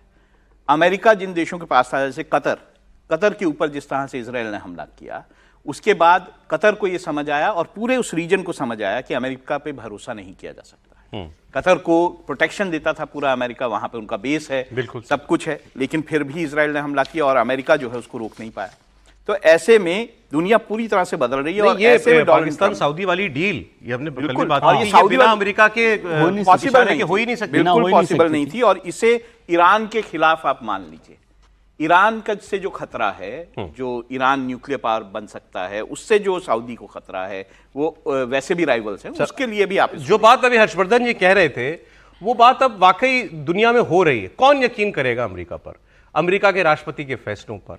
जब एक राष्ट्रपति कुछ कह के आए अपनी कैंपेन में और आए, तो उसके बाद ये ट्रंप का, मैंने कल एक वीडियो देखा जब ये कैंपेन कर रहे थे इसी चुनाव के लिए, उस वक्त ये H1B पर कुछ और कहते थे हमें तो बेस्ट ऑफ माइंड्स चाहिए, हमें तो बेस्ट ऑफ टैलेंट चाहिए, और मैं H1B का इस्तेमाल इसलिए करूंगा। अब वो कह रहे हैं H1B पर अब अमेरिका के लोगों को नौकरी दो। अब अफगानिस्तान से रातों रात भागा अमेरिका, ऐसा भागा कि अपने टैंक, ट्रक, हेलीकॉप्टर तक नहीं ले जा पाया, ले जा नहीं पाया। आज तालिबान इनके हेलीकॉप्टर उड़ाता है। और अब ट्रंप कह रहे हैं कि हमें वो बागराम एयरबेस जो है वो हमको वापस लौटाए अफगानिस्तान, नहीं तो अंजाम बुरा होगा। ये कह रहे हैं कि बागराम एयरबेस अफगानिस्तान का, ये 1 घंटे की दूरी पर इससे चीन अपने परमाणु हथियार बनाता है, इसलिए अमेरिका की वहां पर मौजूदगी बहुत जरूरी है। एक्चुअली अमेरिका की फौज साल 2021 में बागराम एयर बेस से छोड़कर भाग गई थी। अमेरिकी ठिकानों पर तालिबान ने कब्जा कर लिया था और काबुल में अमेरिका के समर्थन से जो सरकार चल रही थी वो गिर गई। तब सरकार में जो बाइडेन थे, उनका यह फैसला था कि रातों रात भागो। अब ट्रंप की चीन पर नजर है, इसलिए वो चाहते हैं कि अब ये बागराम बेस हमको वापस मिले। तो यहां भी इनकी नीति में फ्लिप फ्लॉप साफ दिखाई देता है। We won't talk about that, but we're talking now to Afghanistan, and we want it back, and we want it back soon, right away. And if they don't do it, you're going to find out what I'm going to do. We're going to keep Bagram, the big air base, one of the biggest air bases in the world. We gave it to them for nothing. We're trying to get it back, by the way. Okay, that could be a little breaking news. We're trying to get it back because they need things from us. We want that base back. But one of the reasons we want the base is, as you know, it's an hour away from where China makes its nuclear weapons. So a lot of things are happening, but तो आप पहले तो इसको छोड़, आपने Bagram airbase छोड़ा क्यों? अब आप इमेजिन कीजिए, जो ट्रंप अगर कह रहे हैं, अगर वो सच में हो जाए, तालिबान के शासन के बीच में बीचों बीच एक एयरबेस अमेरिका का, क्या ये चल सकता है? क्या तालिबान और अमेरिका के रिश्ते इतने मधुर हो जाएंगे कि वो अपनी जमीन पर अमेरिका को आकर के एक एयरबेस ऑपरेट करने की अनुमति दे देगा? और कितने हजारों लोग मारे गए इस एक फैसले से कि आप रातों रात छोड़ करके भागे। सालों से वहां पर अमेरिका का समर्थन का इकोसिस्टम चलता था। कितने लोग थे जो तालिबान के डर के खौफ के बावजूद ट्रंप सरकार की अफगानिस्तान समर्थन सरकार के साथ जुड़े रहते थे। उन सब लोगों को तालिबान के रहमो करम पर छोड़कर ये भाग गए और तालिबान ने चुन चुन के ऐसे हजारों लोगों को मारा है। तो उन सब का जिम्मेदार कौन है? आप कह रहे हैं हमको बेस भी दो। वही बात हम लोग पहले कहा कि जिस तरह से अफगानिस्तान से भागे थे, अब उसमें आप कहेंगे बाइडेन साहब थे या ट्रंप साहब थे, अमेरिका का फैसला था ना। और उससे दुनिया का तो जो नुकसान हुआ, अफगानिस्तान का भी बहुत बड़ा नुकसान हुआ तालिबान की वापसी से, क्योंकि चाहे वो अमेरिकी समर्थित सरकार थी, लेकिन एक बहुत फर्क था। तालिबानी सरकार दुनिया में वापस ढकेल दिया। 20 साल 25 साल आप उसमें लड़ाई लड़ते रहे, और आज आपको चीन के साथ एक लड़ाई लड़नी है या चीन पर नज़र रखनी है, इसलिए आप अफगानिस्तान में आ जाएंगे तालिबान। और तालिबान इतना आसानी से छोड़ने वाले लोगों में से नहीं है सरकार वहाँ की, वो पाकिस्तान को कुछ नहीं मान रहा है जो उसके बगल में है। और दोनों तालिबान एक ही मतलब विचार वाले, सोच वाले लोग हैं, तालिबान और पाकिस्तान को। और भारत ने तो बहुत निवेश वहाँ पर किया अफगानिस्तान को रिकंस्ट्रक्ट करने में, दोबारा से खड़ा करने में। उसके बाद भी जिस तरह से भागे हैं, मुझे नहीं लगता कि अभी तो वैसे बहुत फ्लिप फ्लॉप का टाइम चल रहा है ट्रंप साहब का। तो जब वो स्टेबल हो जाएं, फिर सोचें कि अच्छा यहाँ नहीं कर रहे, वो तो अच्छा किया वो बगराम एयर उस पर कर रहे हैं बेस पर, वो चाइना के भी एयर बेस पे कर सकते हैं, वहीं कर लेना, 1 घंटा दूर। मेरा सवाल ये, आप तो क्योंकि बहुत जियोपॉलिटिक्स समझते हैं, सेंट्रल एशिया में और मिडिल ईस्ट में इनके काफी एयरबेसेस हैं, बहुत सारे। इनको अफगानिस्तान में एक ठिकाना क्यों चाहिए? वो हर जगह दखल एक उनको लग रहा है ना। मैं कह रहा हूँ आजकल वो बड़े फ्लिप फ्लॉप पर चल रहे हैं, चाइना के साथ भी उसी तरह से कि अब चाइना के परमाणु हथियार, कोई ऐसा काम तो हो नहीं रहा, वहाँ पर बना लेंगे तो क्या नज़र क्या होती है मुझे बताइए। कोई परमाणु परीक्षण वाली या परमाणु शक्ति वाला देश है, उस पर क्या नज़र रखी जा सकती है? और चाइना उनके दबाव के बाद भी लगातार ताकतवर बनता जा रहा है। और अब ये खत्म हो गया ना, आप एनपीटी सीटीबीटी को ध्यान करें, जो इन्होंने धमकी दी है कि वरना अंजाम बहुत बुरा होगा, क्या एक बार फिर अफगानिस्तान में घुसेगा अमेरिका तालिबान से लड़ने के लिए? हिम्मत और हैसियत है। कैसे अफगानिस्तान से भागना पड़ा था 2021 में, वो दुनिया को याद है। और भले ही वो ट्रंप की सरकार चली गई थी, बाइडेन की सरकार आ गई थी, लेकिन ये विड्रॉल प्लान किसका था? ये ट्रंप का था। ट्रंप दुनिया भर में कह रहे थे उस वक्त भी ऐसी बातें कर रहे थे, लेकिन थोड़ा इतना नहीं दिख रहे थे। किम जोंग उन से मिल रहे थे, चीन से दोस्ती करने जा रहे थे, अफगानिस्तान से बाहर निकल रहे थे, तालिबान को सत्ता सौंप रहे थे। और अंत में स्थिति ये थी कि अमेरिकन जो कॉन्सुलेट के लोग थे, उनको कैसे लेकर भागा है अमेरिकी जहाज, वो देखिए फाइटर लगा के उसको ऊपर से निकलना पड़ा। उस वक्त की तस्वीरें सबको याद है। तालिबान का रिएक्शन आ गया है, उसने कहा ठीक है, अगर वो बगराम एयरबेस चाहते हैं, फोर्सफुली चाहते हैं, तो अगले 20 साल की लड़ाई के लिए हम तैयार हैं। है हिम्मत? अमेरिका की स्थिति है कि 20 साल फिर से जाकर वहां लड़ सके? अरे वो तो गुफाओं में लड़ के नहीं हारा इनसे। नहीं, वही मैं कह रहा हूं। और आप या तो कुछ ठीक करें तब तो ठीक है। अगर आप किसी एरिया को डिस्टर्ब करना चाहते, तालिबान की जो नीतियां हैं उससे हम कभी सहमत नहीं होते, लेकिन अगर आप उसको ठीक करने के बजाय वहां और लोगों को तालिबान के साथ धकेल रहे हैं, अगर आप युद्ध की स्थिति में जाएंगे, वहां और ज्यादा रिएक्शनरी लोग, एक्सट्रीमिस्ट पैदा होंगे, तो जो प्रोसेस आ रहा है, हो सकता है कि तालिबान की सरकार रहे तो धीरे धीरे हम उस दुनिया के दूसरे देशों के साथ सहयोग होते हुए उस तरफ जाएं। आप बार बार उस इलाके को युद्ध में डालते हैं और उसको आप एक्सट्रीमिस्ट बना देते हैं, उसको फिर से आप तालिबान ताकतवर बना। तो मुझे लगता है कि ये खतरनाक काम अमेरिका कर रहा है, इससे बचना चाहिए। ये तो अमेरिका की नीति है। या वो यूरोप में क्या कर रहा है आप देखिए। यूरोप में पहले इन्होंने भारत जैसे देशों पर दबाव बना करके के ऊपर दबाव बनाने की कोशिश की, फिर रूस को मनाने की कोशिश की, वो नहीं माना। अब वो क्या कर रहे हैं? अब वो अपने यूरोपियन साथियों से भी पीछा छुड़ा रहे हैं। भाई हम नहीं कर पाएंगे तुम्हारी सुरक्षा, तुम लोग अपना देख लो।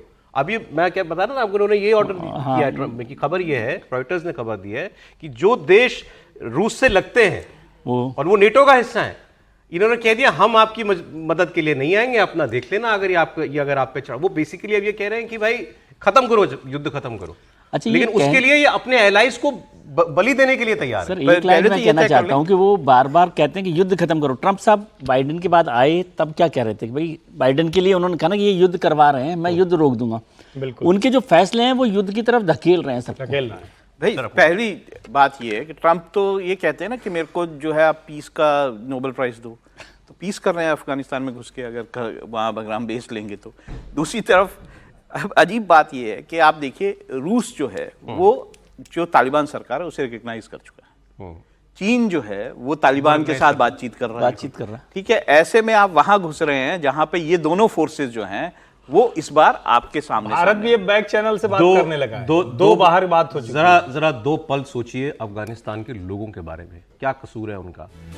20 साल से केवल युद्ध, जंग, और ट्रंप एक बार फिर वैसी ही धमकी दे रहे हैं। आज इतना ही कहानी कुर्सी के। बहुत शुक्रिया हर्षवर्धन जी, विजय जी, राहुल जी, बहुत धन्यवाद आपका।